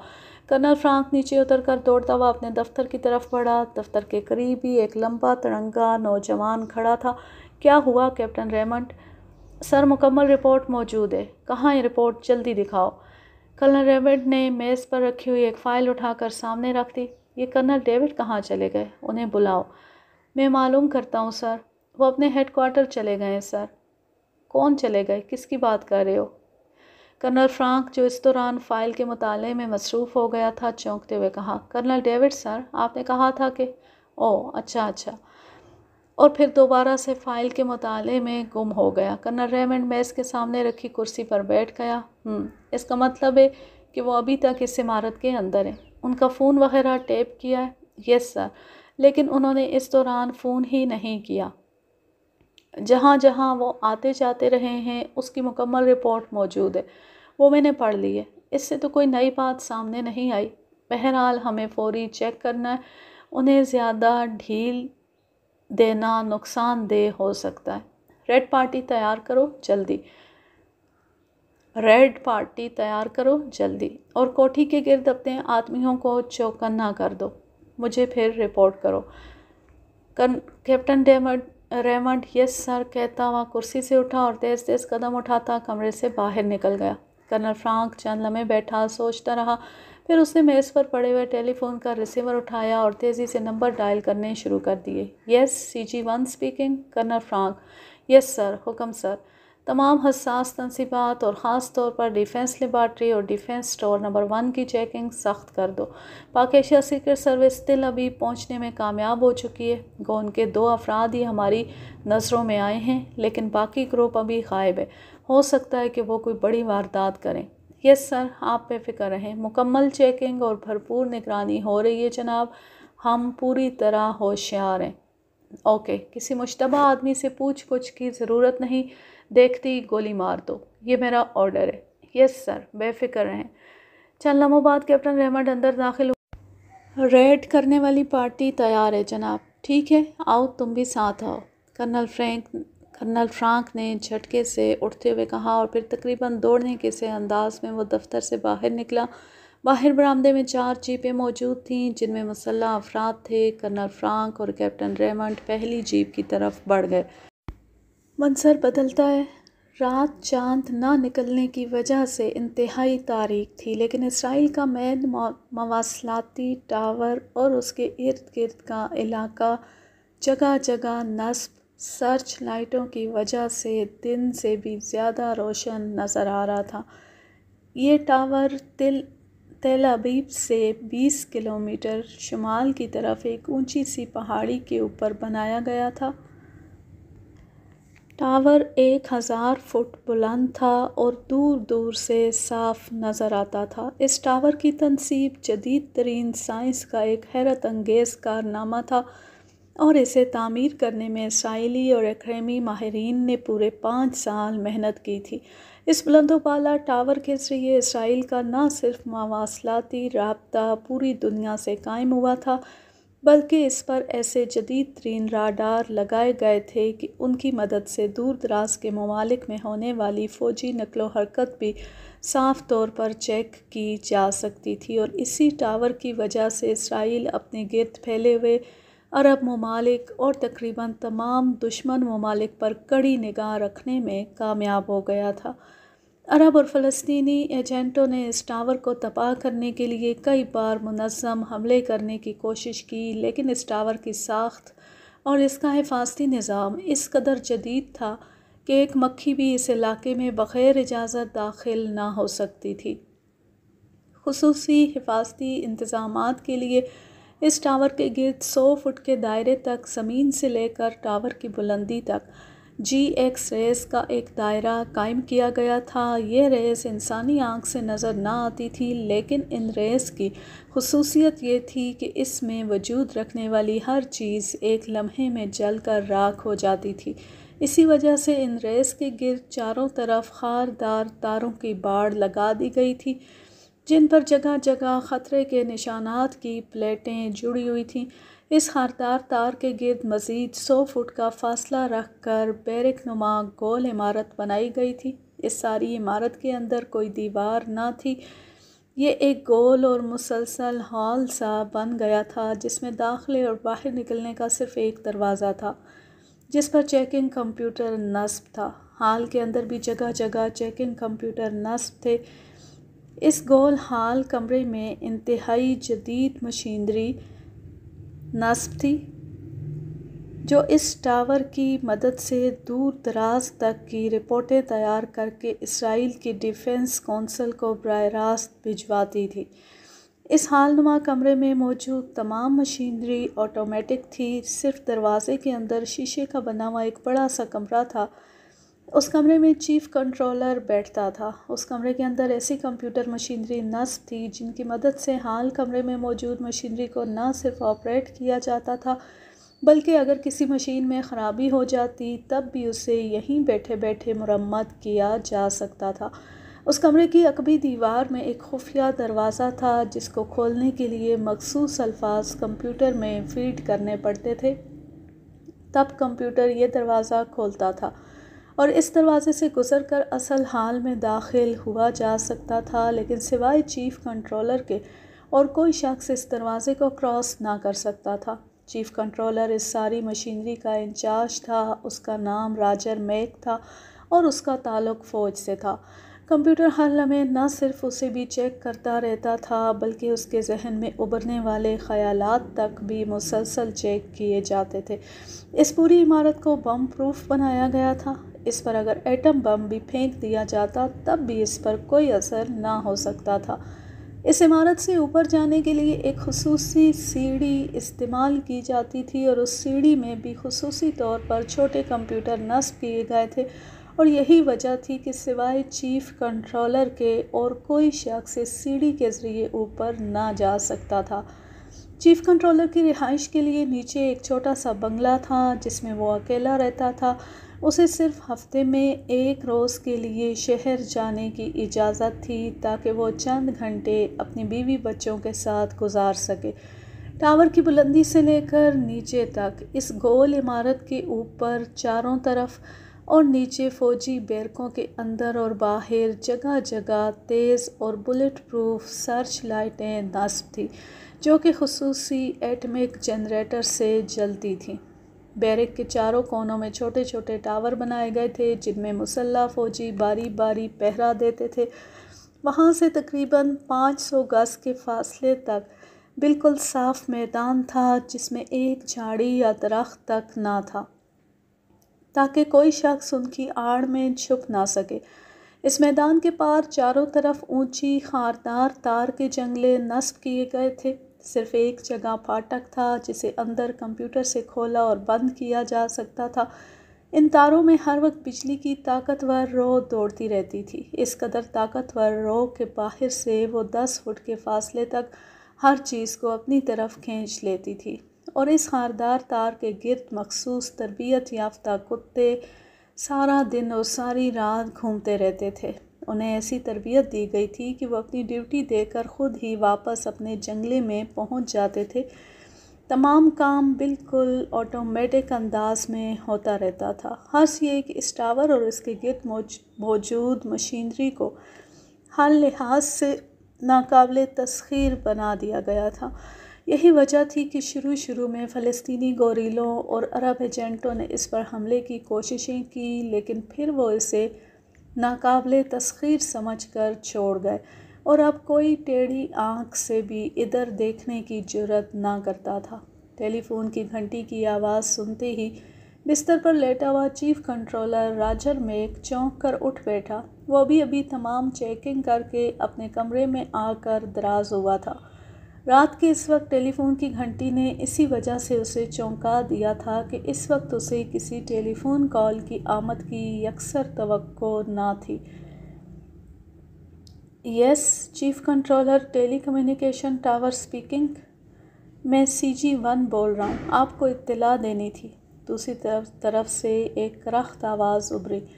کیسی اطلاع؟ فرمائیے، راجر میک نے چونکتے ہوئے کہا۔ وہ نئے قائم کردہ CG ڈپارٹمنٹ سے اچھی طرح واقف تھا۔ یہ نیا ڈپارٹمنٹ ابھی حال ہی میں صدر مملکت کے خصوصی احکامات کے تحت قائم کیا گیا تھا، اور اس کے ذمے پورے ملک کے حساس مراکز کی نگرانی اور چیکنگ تھی۔ یہ ڈپارٹمنٹ براہ راست ریڈ آرمی کے تحت تھا۔ چونکہ ٹاور کے حفاظتی انتظامات پہلے ہی ایسے تھے کہ مزید نگرانی اور انتظامات کی قطعی کوئی گنجائش نہ تھی، اس لیے اس ڈپارٹمنٹ کی طرف سے یہاں کوئی ٹیم تو نہ بھیجی گئی تھی، لیکن صدر مملکت اور ڈیفنس کونسل کی طرف سے اسے CG کے احکامات کی تعمیل کا پابند ضرور کر دیا گیا تھا۔ اس لیے CG-1 کی کال سن کر اس نے مؤدبانہ لہجے میں جواب دیا تھا، ورنہ راجر میک اپنے حلقے میں بھوکی بلی کے نام سے مشہور تھا۔ وہ بات بات پر کاٹنے کو دوڑتا تھا اور بڑے سے بڑے آفیسر کی پرواہ نہ کرنے کا عادی تھا۔ ابھی ریڈ آرمی کے چیف کرنل فرانک نے اطلاع دی ہے کہ پاک ایشیا سیکرٹ سروس تل ابیب پہنچنے میں کامیاب ہو گئی ہے، اس لیے تمام حساس مراکز کی نگرانی سخت کر دی گئی ہے۔ آپ بھی مزید محتاط ہو جائیں، CG-1 نے کہا۔ آپ بھی کمال کرتے ہیں جناب، پاک ایشیا سیکرٹ سروس اس ٹاور کا کیا بگاڑ سکتی ہے؟ ہاں، اگر انہوں نے خودکشی کرنی ہے تو ضرور ادھر آ جائیں۔ آپ بے فکر رہیں جناب، یہاں تو ہوا بھی اندر داخل نہیں ہو سکتی، انسان تو ایک طرف رہا، راجر میک نے عادت کے مطابق سخت لہجے میں جواب دیتے ہوئے کہا۔ اسے در حقیقت CG-1 کی اس اطلاع پر بے حد غصہ آیا تھا، لیکن عہدے کی مجبوری کی وجہ سے اس نے خون کے گھونٹ بھر لیے تھے۔ وہ ناممکن کو ممکن بنا دینے میں ہی پوری دنیا میں مشہور ہے مسٹر راجر میک۔ اگر ٹاور کے گرد کسی بھی مشکوک حرکت کی آپ کو اطلاع ملے تو آپ نے فوراً ہمیں اطلاع دینی ہے۔ اٹ از ڈیوٹی، سمجھے؟ Good by. دوسری طرف سے CG-1 نے پھاڑ کھانے والے لہجے میں کہا، اور اس کے ساتھ ہی رابطہ ختم ہو گیا۔ ناممکن کو ممکن۔ پتہ نہیں حکومت ایسے ڈرپوک اور جاہل آدمیوں کو ایسے عہدے کیوں دے دیتی ہے، احمق کہیں کا، نان سینس، راجر میک نے بڑبڑاتے ہوئے کہا، اور ریسیور رکھ کر دوبارہ ایک طرف رکھی کتاب اٹھا کر پڑھنے میں مصروف ہو گیا۔ اور ابھی اسے پڑھتے ہوئے آدھا گھنٹہ ہی گزرا ہوگا کہ ٹیلی فون کی گھنٹی ایک بار پھر بج اٹھی۔ پھر کیا مصیبت آ گئی؟ ان کے حساب پر تو پاک ایشیا سیکرٹ سروس سوار ہو گئی ہے، راجر میک نے غصے میں کتاب ایک طرف رکھتے ہوئے کہا، اور پھر ہاتھ بڑھا کر ٹیلی فون کا ریسیور اٹھا لیا۔ یس راجر میک، اس نے عہدہ بتانے کی بجائے صرف نام ہی بتانے پر اکتفا کیا۔ سر میں ٹونی بول رہا ہوں، چیکنگ پوسٹ نمبر 1 سے۔ 2 سیاہ رنگ کی جیپیں دور جھاڑیوں کے پیچھے آ کر رکی ہیں، ان میں سے کچھ افراد نکل کر جھاڑیوں کے پیچھے چھپ گئے ہیں اور ان کی حرکات انتہائی مشکوک لگ رہی ہیں۔ چیکنگ پوسٹ نمبر 1 کے انچارج ٹونی کی آواز سنائی دی۔ کتنے فاصلے پر یہ لوگ موجود ہیں؟ تقریباً ½ کلومیٹر کا فاصلہ ہے جناب۔ تم نے شراب تو نہیں پی رکھی احمق آدمی؟ نان سینس، الو، تمہیں معلوم ہے کہ ادھر ½ کلومیٹر پر ملٹری آپریشن فیلڈ ہے، جہاں اکثر ملٹری فیلڈ پروگرام کرتی رہتی ہے، راجر میک نے گلا پھاڑتے ہوئے کہا۔ لیکن جناب، ملٹری کے افراد کی حرکات تو ہم دیکھتے رہتے ہیں، یہ ان سے مختلف ہیں۔ تمہارا دماغ خراب ہو گیا ہے، وہاں نقل و حرکت کرنے سے اگر وہ مشکوک بھی ہیں تب بھی ہمارا کیا بگاڑ لیں گے؟ آئندہ مجھے اس طرح ڈسٹرب کرنے کی کوشش کی تو گولی مار دوں گا۔ اس نے بڑبڑاتے ہوئے ریسیور کریڈل پر پٹخ دیا۔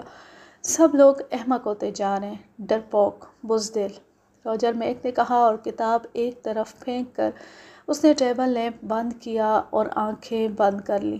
چند بار پہلو بدلنے کے بعد اس کی آنکھ لگ گئی اور کمرہ خراٹوں سے گونج اٹھا۔ تھوڑی دیر تک اس کے خراٹوں سے کمرہ گونجتا رہا، پھر یہ خراٹے یک لخت رک گئے اور اس نے آنکھیں کھول دیں۔ وہ انتہائی ہوشیار نیند سونے کا عادی تھا، حالانکہ طبعی طور پر خراٹے گہری نیند کا نتیجہ ہوتے ہیں، لیکن راجر میک کی شروع سے یہی عادت تھی کہ وہ خراٹے لینے کے باوجود ہوشیار نیند سوتا تھا اور ذرا سی آہٹ پر جاگ پڑتا تھا۔ اب بھی اسے باہر کسی کے قدموں کی ہلکی سی آواز سنائی دی تھی اور اس کے حساس ذہن نے فوراً اسے بیدار کر دیا تھا۔ قدموں کی چاپ اب سنائی نہ دے رہی تھی، ہر طرف سکوت طاری تھا، لیکن راجر میک جانتا تھا کہ اس کے ذہن نے اسے غلط سجیشن نہیں دی۔ اس نے بڑی احتیاط سے ہاتھ بڑھایا اور پھر سائیڈ ٹیبل پر رکھے ہوئے ریوالور کے دستے پر اس کی گرفت مضبوط ہو گئی۔ نائٹ بلب کی نیلی روشنی میں کمرے کی ہر چیز صاف دکھائی دے رہی تھی۔ راجر میک کی نظریں دروازے پر جمی ہوئی تھیں۔ چونکہ اسے کسی قسم کے خطرے کا کوئی احساس نہ تھا، اس لیے وہ دروازہ اندر سے بند کرنے کا عادی نہ تھا، اور اب بھی وہ یہی سوچ رہا تھا کہ قدموں کی چاپ کس کی ہو سکتی ہے؟ کوئی غیر آدمی تو یہاں تک پہنچ ہی نہیں سکتا، لیکن کسی اپنے کو بھی یہ جرأت کبھی نہ ہو سکتی تھی کہ وہ اس طرح چوروں کی طرح اندر داخل ہو۔ کیا یہاں کوئی بک چکا ہے؟ راجر میک نے دل ہی دل میں سوچا، اور اسی لمحے اس نے دروازے کے پٹ آہستہ سے کھلتے دیکھے۔ یوں لگ رہا تھا جیسے کوئی انتہائی احتیاط سے دروازہ کھول رہا ہو۔ راجر میک نے ہونٹ بھینچ لیے۔ چند لمحوں بعد دروازے کا ایک پٹ کھلا اور دوسرے لمحے ایک نسوانی آواز سنائی دی اور راجر میک یہ آواز سنتی بوکھلاہٹ بھرے انداز میں اچھل کر کھڑا ہو گیا۔ منظر بدلتا ہے۔ سنو، تم دونوں نے یہاں ایسی حرکات کرنی ہے کہ جیسے تم دونوں مشکوک افراد ہو۔ ریڈ آرمی لازماً تمہیں چیک کرے گی اور ہو سکتا ہے کہ ریڈ بھی کرے۔ جیسے ہی اس کا ریڈ ہو تم نے نکل جانا ہے، لیکن اس وقت تک تم دونوں نے انہیں الجھائے رکھنا ہے۔ عمران نے اپنی اور ٹائیگر کی قد و قامت کے 2 عرب نوجوانوں سے مخاطب ہو کر کہا۔ ایزابیلا کے کانوں سے اترے ہوئے رنگ اس کے ہاتھ میں تھے۔ جناب، اب بھی تو چیکنگ ہو رہی ہوگی؟ نہیں، جب تک میں ان رنگوں میں موجود مائکرو ٹیلی سسٹم آن نہیں کروں گا انہیں یہاں کے بارے میں معلومات نہیں ہوں گی۔ بے فکر رہو، میں چاہتا ہوں کہ تم ریڈ آرمی کو اس طرح الجھائے رکھو کہ وہ کسی اور طرف متوجہ ہی نہ ہو سکے۔ عمران اور ٹائیگر نے گولڈن بار سے نکلنے کے بعد حارث کے نائب ابو رزاق کی مدد سے یہ کوٹھی حاصل کی اور ریڈ فائر کے 2 ایسے نوجوانوں کو طلب کیا جو بالکل عمران اور ٹائیگر کی قد و قامت کے ہوں۔ جولیا اور اس کے ساتھی دوسرے مقام پر تھے، اور عمران نے یہاں پہنچتی حارث کے نائب ابو رزاق کی مدد سے اپنا پہلا ٹارگٹ منتخب کر لیا۔ تیل ابیب پہنچتی عمران نے شاکس رات کے کہنے کے مطابق براہ راست حارث سے بات کی، اور اس نے عمران کو بتایا کہ گولڈن بار کا یعقوب کانڈی یہاں اس کا نمبر 2 ہے، وہ سارے انتظامات بھی کرے گا، اور اس کے پاس ڈیفنس لیبارٹری اور ڈیفنس اسٹور نمبر 1 کے نقشے بھی موجود ہیں۔ عمران نے حارث سے کہہ کر ایک خفیہ کوٹھی کا بندوبست براہ راست کرایا جس کا تعلق یعقوب کانڈی سے نہ تھا، کیونکہ باتوں باتوں میں حارث نے اسے بتایا کہ ریڈ آرمی کا کرنل مارگن ایک بار یعقوب کانڈی سے مشکوک ہو چکا ہے، لیکن یعقوب کانڈی نے اپنی عیاری سے اسے ڈاج دے دیا تھا۔ اس وقت کرنل فرانک بھی کرنل مارگن کے ساتھ تھا۔ اس بات سے عمران ذہنی طور پر کھٹک گیا، کیونکہ وہ ریڈ آرمی کے اصولوں کو اچھی طرح جانتا تھا۔ وہ مشکوک افراد کو ڈھیل دینا تو جانتے ہی نہ تھے۔ یہی وجہ تھی کہ اس نے یعقوب کانڈی سے ہٹ کر اپنی رہائش کا بندوبست کیا تھا، اور اس نے حارث کو کہہ دیا تھا کہ وہ یعقوب کانڈی کو پہلے چیک کرے گا، پھر اس سے مزید بات چیت ہوگی۔ حارث نے اسے بہت یقین دلایا کہ یعقوب کانڈی ان کا خاص آدمی ہے، لیکن ظاہر ہے عمران اس کی بات اتنی آسانی سے کہاں ماننے والا تھا۔ اس کی اب تک کی کامیابی کا راز تو اسی طرح کی احتیاطوں میں ہی تھا۔ چنانچہ وہی ہوا۔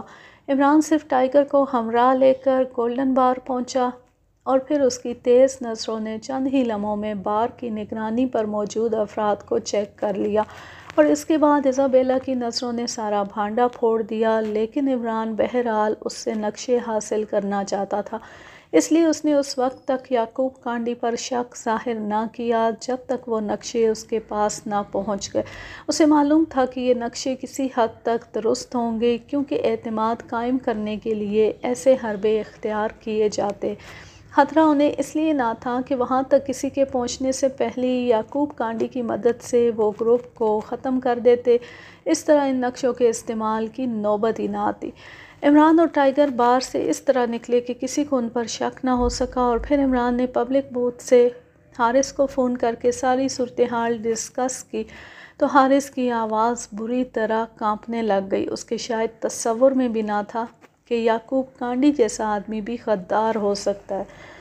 بہرحال حارث نے اسے دوسرے آدمی کا پتہ دیا، یہ ابو رزاق تھا، ریڈ فائر کے ایک اور گروپ کا انچارج، جو یعقوب کانڈی سے بھی خفیہ تھا۔ اور پھر ابو رزاق کی مدد سے عمران نے یہ کوٹھی اور 2 عرب نوجوان حاصل کیے، اور اب انہیں اپنی جگہ چھوڑ کر وہ ریڈ آرمی کو اس وقت تک الجھانا چاہتا تھا جب تک وہ اپنا پہلا مشن نہ مکمل کر لیتا۔ اس پہلے مشن کے متعلق بھی باتوں باتوں میں اسے ابو رزاق سے پتہ چلا تھا، اور یہ ٹارگٹ اسے بے حد پسند آیا۔ چنانچہ اب یہاں سے نکل کر اس کا پروگرام ابو رزاق سے ذاتی طور پر مل کر اس ٹارگٹ کے متعلق مزید تفصیلات حاصل کرنا تھا۔ چنانچہ ان دونوں نوجوانوں کو رنگز کا سسٹم آن کرنے کے متعلق سمجھا کر عمران اور ٹائیگر کوٹھی سے باہر آ گئے۔ عمران نے انہیں بتا دیا کہ جب تک وہ فون نہ کرے وہ اس رنگ کا سسٹم آن نہ کریں، وہ زیادہ سے زیادہ وقت حاصل کرنا چاہتا تھا۔ کوٹھی سے نکلنے کے بعد ٹائیگر اور عمران اس کار میں بیٹھ کر جس میں دونوں نوجوان آئے تھے ابو رزاق کے پاس پہنچ گئے۔ ابو رزاق کی بظاہر جنرل سٹور کی ایک بہت بڑی دکان تھی۔ وہ اپنے قد و قامت اور حلیے سے صرف کاروباری آدمی نظر آتا تھا، لیکن اس کی آنکھوں میں موجود تیز چمک اور فراخ پیشانی بتا رہی تھی کہ وہ بے حد پھرتیلا اور ذہین آدمی ہے۔ ہاں تو ابو رزاق، اب تم تفصیل سے بتاؤ کہ یہ ٹاور کیا ہے اور اس کی تفصیلات کیا ہیں؟ عمران نے دکان کے پیچھے بنے ہوئے ابو رزاق کے دفتر میں بیٹھتے ہوئے پوچھا۔ ابو رزاق سے پہلے بھی اس کی ملاقات ہو چکی تھی، جب وہ پہلی مہم کے سلسلے میں تل ابیب آیا تھا۔ اس وقت فلسطینی تنظیم کا لیڈر ابو صالح تھا اور ابو رزاق اس کا نائب تھا۔ عمران صاحب، یہ ٹاور ناقابل تسخیر ہے، آپ اس کا خیال چھوڑ دیں۔ ہم اس ٹاور کی وجہ سے اب تک سینکڑوں قیمتی آدمی ضائع کر بیٹھے۔ ابو رزاق نے انتہائی سنجیدہ لہجے میں کہا، چلو اب اگر بے قیمت آدمی ضائع ہو جائیں گے تو کوئی فرق نہیں پڑے گا، تم تفصیل بتاؤ۔ اور سنو، میرے پاس اتنا وقت نہیں ہے کہ میں یہاں آ کر ہدایت نام کی چیزیں سنتا رہوں۔ عمران کا لہجہ قدرے تلخ ہو گیا تھا۔ ٹھیک ہے جناب، جیسا آپ مناسب سمجھے۔ پھر اس نے میز کی طرح سے ایک پیڈ نکالا اور اس کے خالی کاغذ پر اس نے باقاعدہ نقشہ بنا کر ٹاور کے متعلق پوری تفصیلات عمران کو سمجھانا شروع کر دی۔ عمران اور ٹائیگر خاموش بیٹھے غور سے یہ سب باتیں سن رہے تھے۔ ٹائیگر کے چہرے اور آنکھوں سے شدید حیرت کے آثار نمایاں تھے، جبکہ عمران کا چہرہ بالکل سپاٹ تھا۔ حیرت ہے؟ اس قدر حفاظتی انتظامات؟ ٹائیگر نے بڑبڑاتے ہوئے کہا۔ ابو رزاق اس وقت تفصیلات بتا کر خاموش ہو چکا تھا۔ یہ سب تفصیلات تمہیں کیسے معلوم ہوئی؟ سب سے پہلے میں نے اسے تسخیر کرنے کے لیے مشن ترتیب دیا تھا اور میں نے اس کے لیے بڑی بھاگ دوڑ کر کے تفصیلات جمع کی تھی، لیکن یہ مشن کیا، اس کے بعد بے شمار مشن بری طرح ناکام ہو گئے اور آخر کار ہم نے اسے تسخیر کرنے کا خیال تک ذہن سے نکال دیا۔ یہ تو نہ جانے کس طرح باتوں باتوں میں آپ سے اس ٹاور کا ذکر ہو گیا۔ تم نے اچھا کیا کہ مجھ سے ذکر کر دیا۔ یہ ٹاور اسرائیل کے لیے ڈیفنس لیبارٹری اور ڈیفنس سٹور نمبر 1 سے بھی زیادہ اہم ہے، اور ان دونوں مقامات کے متعلق چونکہ وہ پہلے ہی خبردار ہو چکے ہیں، اس لیے ظاہر ہے کہ وہاں انہوں نے مزید اقدامات کر رکھے ہوں گے۔ اس لیے اگر ہم پہلے ٹاور اڑا دیں تو پوری اسرائیلی انتظامیہ شدید بھونچال کی زد میں آ جائے گی۔ لیکن عمران صاحب، یہ ہوگا کیسے؟ جیسے ہوگا تمہارے سامنے ہوگا۔ یہ بتاؤ، اگر میں کچھ سامان حاصل کرنا چاہوں تو مل جائے گا؟ جو میسر ہوگا جناب، وہ تو لازماً مل جائے گا۔ عمران نے پیڈ اپنی طرف کھسکا کر اس پر سامان کی فہرست لکھنا شروع کر دی۔ جب اس نے فہرست کے نیچے لکیر ڈالی تو ابو رزاق بول پڑا، بالکل جناب، یہ سامان مل جائے گا، لیکن یہ سدھایا ہوا لنگور یہ منصوبے کے لیے بے حد ضروری ہے، اس کا ٹرینر بھی ساتھ ہونا چاہیے۔ اور سنو، چیف کنٹرولر کی بیوی اور بچوں کے متعلق تمہارے پاس کوئی تفصیلات ہیں؟ بالکل جناب۔ اور پھر وہ ان کے متعلق تفصیلات بتانے لگا۔ اوکے، تم یہ سامان کوٹھی لے آؤ، ہم لوگ وہیں جا رہے ہیں، عمران نے اٹھتے ہوئے کہا، اور ابو رزاق نے سر ہلا دیا اور پھر وہ انہیں باہر تک چھوڑنے آیا۔ عمران صاحب، آخر آپ نے سوچا کیا ہے؟ سامان سے تو کوئی خاص بات ظاہر نہیں ہو رہی، ٹائیگر نے کار چلتے ہی کہا۔ تو تمہارا خیال تھا کہ میں سامان کی فہرست میں 2-4 جن بھوت بھی درج کروں گا تاکہ ان کی مدد سے ٹاور تباہ کیا جا سکے؟ ٹائیگر جھینپ کر خاموش ہو گیا۔ تھوڑی دیر بعد وہ کوٹھی پہنچ گئے جہاں جولیا اور اس کے ساتھی موجود تھے۔ یہ تم کہاں سیریں کرتے پھر رہے ہو؟ کچھ ہمیں بھی بتاؤ کہ اب کیا پروگرام ہے؟ جولیا نے جاتے ہی عمران کو آڑے ہاتھوں لیا۔ بھائی، مجھے تو اس گشتی قہوہ خانے نے بڑا لطف دیا ہے، اس لیے میں تو اب مستقل طور پر یہی دھندا کروں گا، ناچو گاؤ اور نوٹ کماؤ۔ واہ واہ! جولیا کے ہاتھ سے قہوہ لینے کے لیے تو پورا اسرائیل امڑ پڑے گا۔ عمران نے کرسی پر ڈھیر ہوتے ہوئے کہا۔ بکواس مت کرو، سیدھی طرح بتا دو عمران، ورنہ میں تنویر کو بلا لوں گی۔ یہی کہنا چاہتی ہو نا؟ بے شک بلا لو، وہ بھی ناچنے میں بڑا ماہر ہے۔ تنویر کے آنے سے گاہکی بڑھ جائے گی، ویسے بھی تنویر سے ڈبل کام لیا جا سکتا ہے۔ جب تم قہوہ بیچتے بیچتے تھک جاؤ گی تو تنویر آسانی سے تمہاری جگہ لے سکتا ہے، کسی عرب کو مجال ہے کہ شک پڑ جائے۔ عمران صاحب، اب تک میں نے آپ سے کوئی بات نہیں کی، صرف اس لیے کہ یہ مشن میرے نقطہ نظر سے انتہائی اہم ہے، اس لیے پلیز میرے منہ نہ لگیں ورنہ، تنویر نے غصے میں جواب دیا۔ اچھا، یعنی مشن کی اہمیت یہی ہے کہ تنویر خاموش رہے؟ تمہارے بولنے سے مشن کی اہمیت ختم ہو جائے گی؟ لو سن لو مس جولیا، تم خواہ مخواہ مجھ سے ناراض ہوتی ہو۔ پھر اس سے پہلے کہ کوئی عمران کی بات کا جواب دیتا، پاس پڑے ہوئے ٹیلی فون کی گھنٹی بج اٹھی۔ عمران نے ہاتھ بڑھا کر ریسیور اٹھا لیا۔ یس، مست ملنگ اسپیکنگ، عمران نے سنجیدہ لہجے میں کہا، اور اس کا نام سن کر غصے میں بھری بیٹھی جولیا بھی بے اختیار مسکرا دی۔ یہاں عمران صاحب ہوں گے، میں نے ان سے بات کرنی ہے، دوسری طرف سے حارث کی آواز سنائی دی۔ عمران صاحب، سوری صاحب تو یہاں کوئی نہیں، سارے دیسی لوگ ہیں، صاحبوں سے ملنے کے لیے تمہیں ولایت جانا پڑے گا۔ او عمران صاحب آپ، میں حارث بول رہا ہوں۔ مجھے ابھی ابو رزاق نے بتایا ہے کہ آپ ٹاور پر حملہ کرنا چاہتے ہیں۔ عمران صاحب، وہ تو قطعی ناممکن ٹارگٹ ہے، اور ان حالات میں ہم آپ کو ضائع نہیں کرنا چاہتے، اس لیے بہتر یہی ہے کہ آپ کوئی اور ٹارگٹ منتخب کر لیں۔ ٹھیک ہے، میرا خیال ہے کہ میں اپنے گروپ سمیت یہاں کے کسی بینک کا لاکر توڑ کر رقم نکال لاؤں، یا پھر کسی دکاندار کو ریوالور دکھا کر اس کا کیش باکس اٹھا لاؤں۔ کیا خیال ہے؟ کیسے ٹارگٹ ہیں یہ دونوں؟ اوہ عمران صاحب، میرا یہ مطلب نہ تھا، بلکہ ریڈ فائر چیف صاحب، آپ اپنے قیمتی مشورے اپنے پاس رکھیں، سمجھے؟ آئندہ مجھے مشورہ دینے پر اپنا قیمتی وقت ہرگز ضائع نہ کیا کریں۔ اگر میں اس طرح مشورے ماننے کا عادی ہوتا تو اب تک شادی کر کے بچوں کی کتابیں اور کاپیاں خریدتا پھرتا۔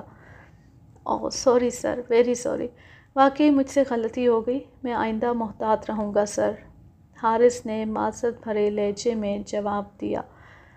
ابو رزاق سے کہیں کہ سامان مجھ تک پہنچا دے اور بس، اس کے بعد کیا ہوتا ہے کیا نہیں ہوتا یہ میرا مسئلہ ہے، عمران نے سخت لہجے میں کہا اور ریسیور کریڈل پر پٹخ دیا۔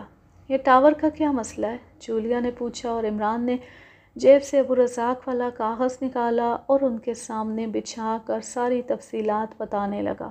اوہ، پھر تو یہ حارث صاحب ٹھیک کہہ رہے تھے، یہ مشن نہیں خودکشی ہے، جولیا نے منہ بناتے ہوئے کہا۔ سنو جولیا، آئندہ ایسی بات کم از کم میرے سامنے منہ سے نہ نکالنا، تم X2 کی نائب اور سیکرٹ سروس کی سیکنڈ چیف ہو، میں تو بہرحال باہر کا آدمی ہوں، لیکن مجھے اتنا معلوم ہے کہ X2 اگر تمہاری یہ بات سن لیتا تو پھر شاید تنویر بھی تمہیں اس کے عتاب سے نہ بچا سکتا۔ ہم یہاں گوڑیاں کھیلنے نہیں آئے، اسرائیل کو ناک ڈاؤن کرنے آئے ہیں۔ اسرائیل کو اپنی طاقت پر گھمنڈ ہے اور ہم نے اس کی طاقت کے اس گھمنڈ کو توڑنا ہے۔ پہلے تو شاید میں کچھ اور کرتا، لیکن اب یہ مشن تم نے پورا کرنا ہے۔ تم اس مشن کے انچارج ہو، جو پروگرام بھی چاہے بناؤ، بس اس ٹاور کو تباہ ہونا چاہیے۔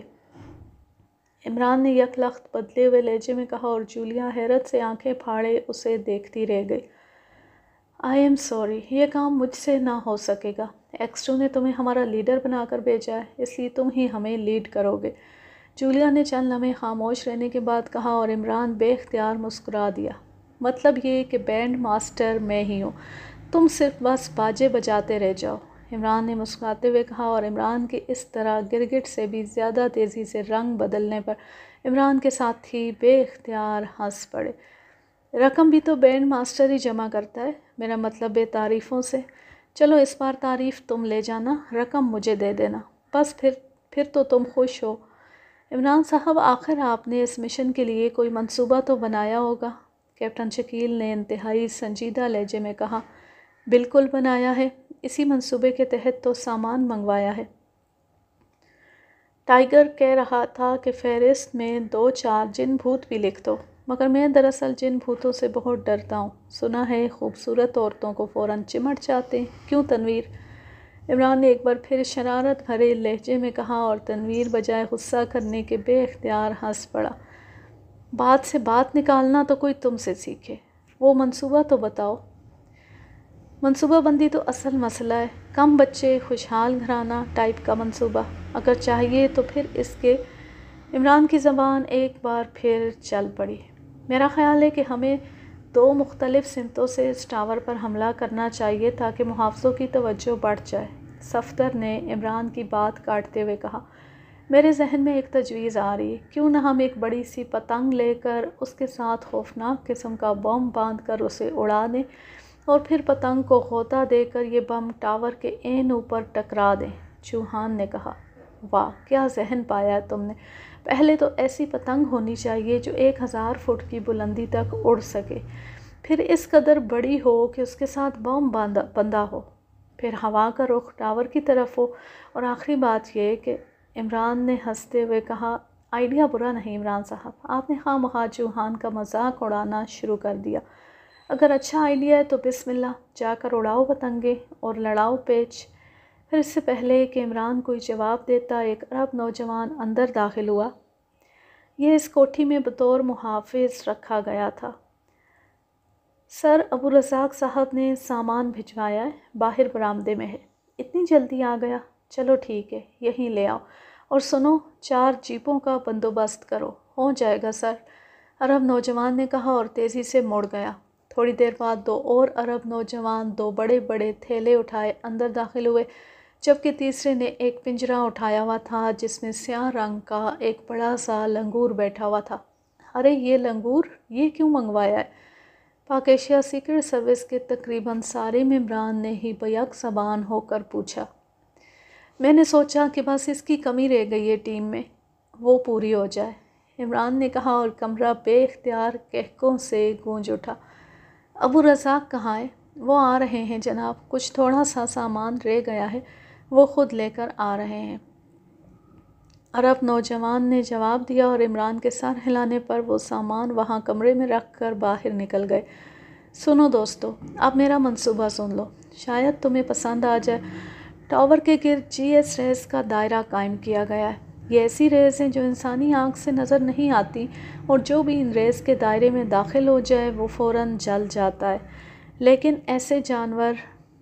اسے جانور بالکل آسانی سے دیکھ سکتے ہیں۔ جی ایس ریز کا مرکز ٹاور کے اوپر والے حصے پر رکھا گیا ہوگا، کیونکہ یہ ریز عمودی یعنی نیچے سے اوپر تک جانے کی بجائے اوپر سے نیچے کی طرف آتی ہیں، اس لیے ظاہر ہے ان ریز کا مرکز ٹاور کی چوٹی ہوگی۔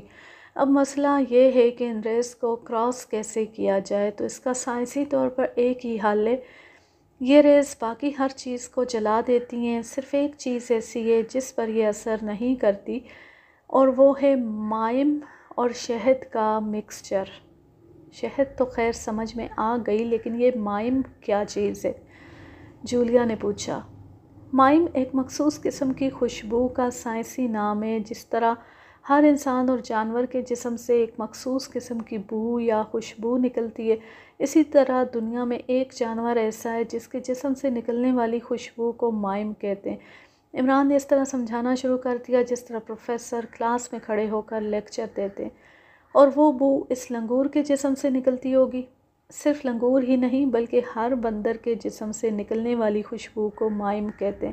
سیاہ لنگور کے جسم سے نکلنے والی مائم باقی بندروں کی نسبت بے حد تیز ہوتی ہے، اس لیے اگر ہم اس سیاہ لنگور کے جسم پر شہد کو اچھی طرح مل دیں تو یہ لنگور بڑی آسانی سے جی ایس ریس سے صحیح سلامت نکل جائے گا، اور پھر جس قدر پھرتی اور تیزی سے یہ ٹاور پر چڑھ سکتا ہے اتنی پھرتی سے کوئی انسان نہیں چڑھ سکتا۔ گڈ آئیڈیا، لیکن اس کے لیے کوئی سدھایا ہوا لنگور چاہیے۔ یہ سدھایا ہوا لنگور ہے۔ عبدالرزاق اس کے ٹرینر کو ساتھ لے کر آئے گا، لیکن یہ لنگور ٹاور تک پہنچے گا کیسے؟ بس یہی ایک مسئلہ ہے جس نے اس ٹاور کو سب کے لیے ناقابل تسخیر بنا رکھا ہے۔ مجھے یقین ہے کہ تمہاری زنبیل میں اس کا بھی کوئی حل موجود ہوگا۔ ہے تو صحیح ایک حل۔ کیا حل ہے بتاؤ؟ تمہیں اس ٹاور کے چیف کنٹرولر راجر میک کی بیوی بننا پڑے گا۔ راجر میک کی بیوی؟ کیا مطلب؟ عبدالرزاق نے بتایا کہ راجر میک کو ہفتے میں صرف چند گھنٹے کی رخصت ملتی ہے جب وہ شہر میں جا کر اپنی بیوی اور بچوں سے ملتا ہے۔ عبدالرزاق نے راجر میک کی بیوی کے متعلق جو کچھ بتایا اس سے پتہ چلتا ہے کہ اس کی بیوی انتہائی سخت بلکہ مشتعل مزاج عورت ہے اور راجر میک اس سے ڈرتا ہے۔ یہی وجہ ہے کہ وہ جان بوجھ کر صرف چند گھنٹوں کے لیے بیوی بچوں کے پاس جاتا ہے۔ اس کی بیوی کی سخت مزاجی سے ٹاور کا تمام عملہ نہ صرف واقف ہے بلکہ وہ بھی اس کے غصے سے بے حد ڈرتے ہیں، اور اکثر رات کو اس کی بیوی خود ٹاور پہنچ جاتی ہے۔ اسے شک ہے کہ راجر عیاش آدمی ہے اور اس نے وہاں ٹاور میں عورتیں رکھی ہوئی ہیں، اور جب بھی راجر میک کی بیوی وہاں پہنچتی ہے وہ لوگ اسے ڈر کے مارے خود ہی راجر میک کے کمرے میں بھیج دیتے ہیں تاکہ وہ خود چھاپا مار کر دیکھ سکے کہ راجر میک کیا کر رہا ہے۔ راجر میک کی بیوی کے متعلق تفصیلات معلوم ہونے سے پہلے میرا منصوبہ کچھ اور تھا، لیکن ان تفصیلات کے سامنے آنے کے بعد میں نے اپنا منصوبہ بدل لیا۔ کمپیوٹر چیکنگ وغیرہ سب پہاڑی پر موجود عمارت اور ٹاور تک ہی محدود ہے، نیچے سخت چیکنگ نہیں ہے۔ بس کمپیوٹر سے کھلنے والا گیٹ، بجلی کی طاقتور رو اور کتے ہیں، اس لیے تم آسانی سے راجر میک تک پہنچ جاؤ گی۔ ٹھیک ہے، پہنچ گئی۔ پھر اس عمارت میں 50 مسلح افراد ہیں جن میں سے 16 افراد چیکنگ ٹاورز پر اور باقی 34 بیرکوں میں رہتے ہیں۔ تم نے راجر میک پر جا کر چڑھائی کر دینی ہے اور اسے بتانا ہے کہ تمہارا ایک آدمی تمہارا پیغام لے کر تھوڑی دیر پہلے گھر آیا اور اس نے دست درازی کی کوشش کی اور تمہارے دفاع کرنے اور چیخنے پر وہ بھاگ گیا۔ تم صرف اسے شکل سے پہچانتی ہو اور یہی بہانہ بنا کر تم سب کو وہاں اکٹھا کر لینا۔ راجر جیسے آدمی ایسے معاملات میں خاصے بے وقوف ہوتے، وہ لازماً سب کو اکٹھا کرے گا۔ پھر ان 50 افراد اور راجر کا خاتمہ تمہارا کام ہوگا۔ 50 افراد کا خاتمہ؟ وہ کیسے؟ کیا مجھے ان پر بم مارنا پڑے گا؟ لیکن بم تو ظاہر گیٹ پر ہی چیک ہو جائے گا۔ تمہیں بم مارنے کی کیا ضرورت ہے؟ بس مسکرا دینا، سب ہی ڈھیر ہو جائیں گے۔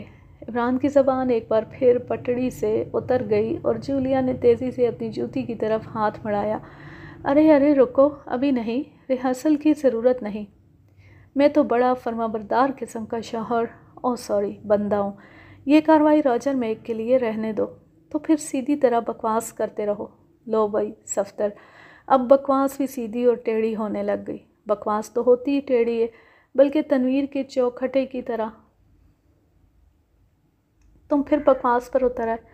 اچھا آپ سمجھا، تو یہ بکواس کوئی رن وے ٹائپ کی چیز ہے جس پر اترا جا سکتا ہے، اور جولیا کا مطلب ہوگا کہ سیدھی بکواس یعنی سیدھے رن وے پر اترا جائے۔ پلیز عمران صاحب، معاملات بے حد سنجیدہ ہیں۔ اچھا کمال ہے، یہاں تک نوبت پہنچ گئی اور مجھے خبر بھی نہ ہوئی، یعنی تمہارے معاملات سنجیدگی کی حد تک پہنچ گئے۔ واہ، پھر تو جلدی بینڈ باجا اور پھر بچوں کی ٹیاؤں ٹیاؤں۔ لیکن اسی لمحے وہی پہلے والا عرب نوجوان اندر داخل ہوا۔ سر، عبدالرزاق صاحب آئیں۔ ٹھیک ہے، بلاؤ۔ چند لمحوں بعد عبدالرزاق اندر داخل ہوا۔ وہ خاصے سڈول جسم اور لمبے قد کا مالک تھا۔ بیٹھو۔ عمران نے ایک خالی کرسی کی طرف اشارہ کرتے ہوئے کہا اور ابو رزاق کرسی پر بیٹھ گیا۔ لنگور کا ٹرینر آ گیا ہے؟ وہ باہر موجود ہے جناب، ہمارا خاص آدمی ہے۔ ٹھیک ہے، باقی سامان؟ وہ بھی پہنچ گیا۔ مجھے بتایا گیا تھا کہ آپ نے 4 جیپیں ڈیمانڈ کی ہیں، وہ بھی آ گئی ہیں۔ گڈ۔ اچھا، اب ایک کام اور کرنا ہے، راجر میک کی بیوی کو اغوا کر کے یہاں لے آؤ۔ اس کے بچے کتنے ہیں؟ 2 بچے ہیں جناب، دونوں ہاسٹل میں رہتے ہیں، وہ اکیلی اپارٹمنٹ میں رہتی ہے۔ اوکے، اسے لے آؤ، لیکن خیال رکھنا کسی کو علم نہ ہو۔ اس کے میک اپ میں مس جولیا کو لانا چاہتا ہوں۔ بلکہ ٹھہرو، میرا خیال ہے کہ ہمیں خود وہیں چلنا چاہیے تاکہ جولیا ایک نظر اس کے اپارٹمنٹ کو بھی دیکھ لے۔ جناب، آپ کا منصوبہ کیا ہے؟ کیا آپ بتانا پسند کریں گے؟ یقین کیجئے میں کوئی مداخلت نہ کروں گا۔ چلو، کر لیا یقین۔ بہرحال اب بتانے میں کوئی حرج نہیں ہے۔ مس جولیا راجر میک کی بیوی کے روپ میں ٹاور پہنچے گی، وہاں وہ راجر میک کے کمرے میں پہنچے گی، وہاں موجود ہر شخص کو ایک جگہ اکٹھا کرے گی، اس کے بعد بلیو بم وہاں پھینک دے گی اور جب سب بے ہوش ہو جائیں گے تو جولیا ٹرنچ فائر کرے گی اور کمپیوٹر کے ذریعے پھاٹک کھول دے گی۔ ہم پہلی جیپوں میں وہاں موجود ہوں گے، ہم جیپوں کے ذریعے اندر پہنچیں گے۔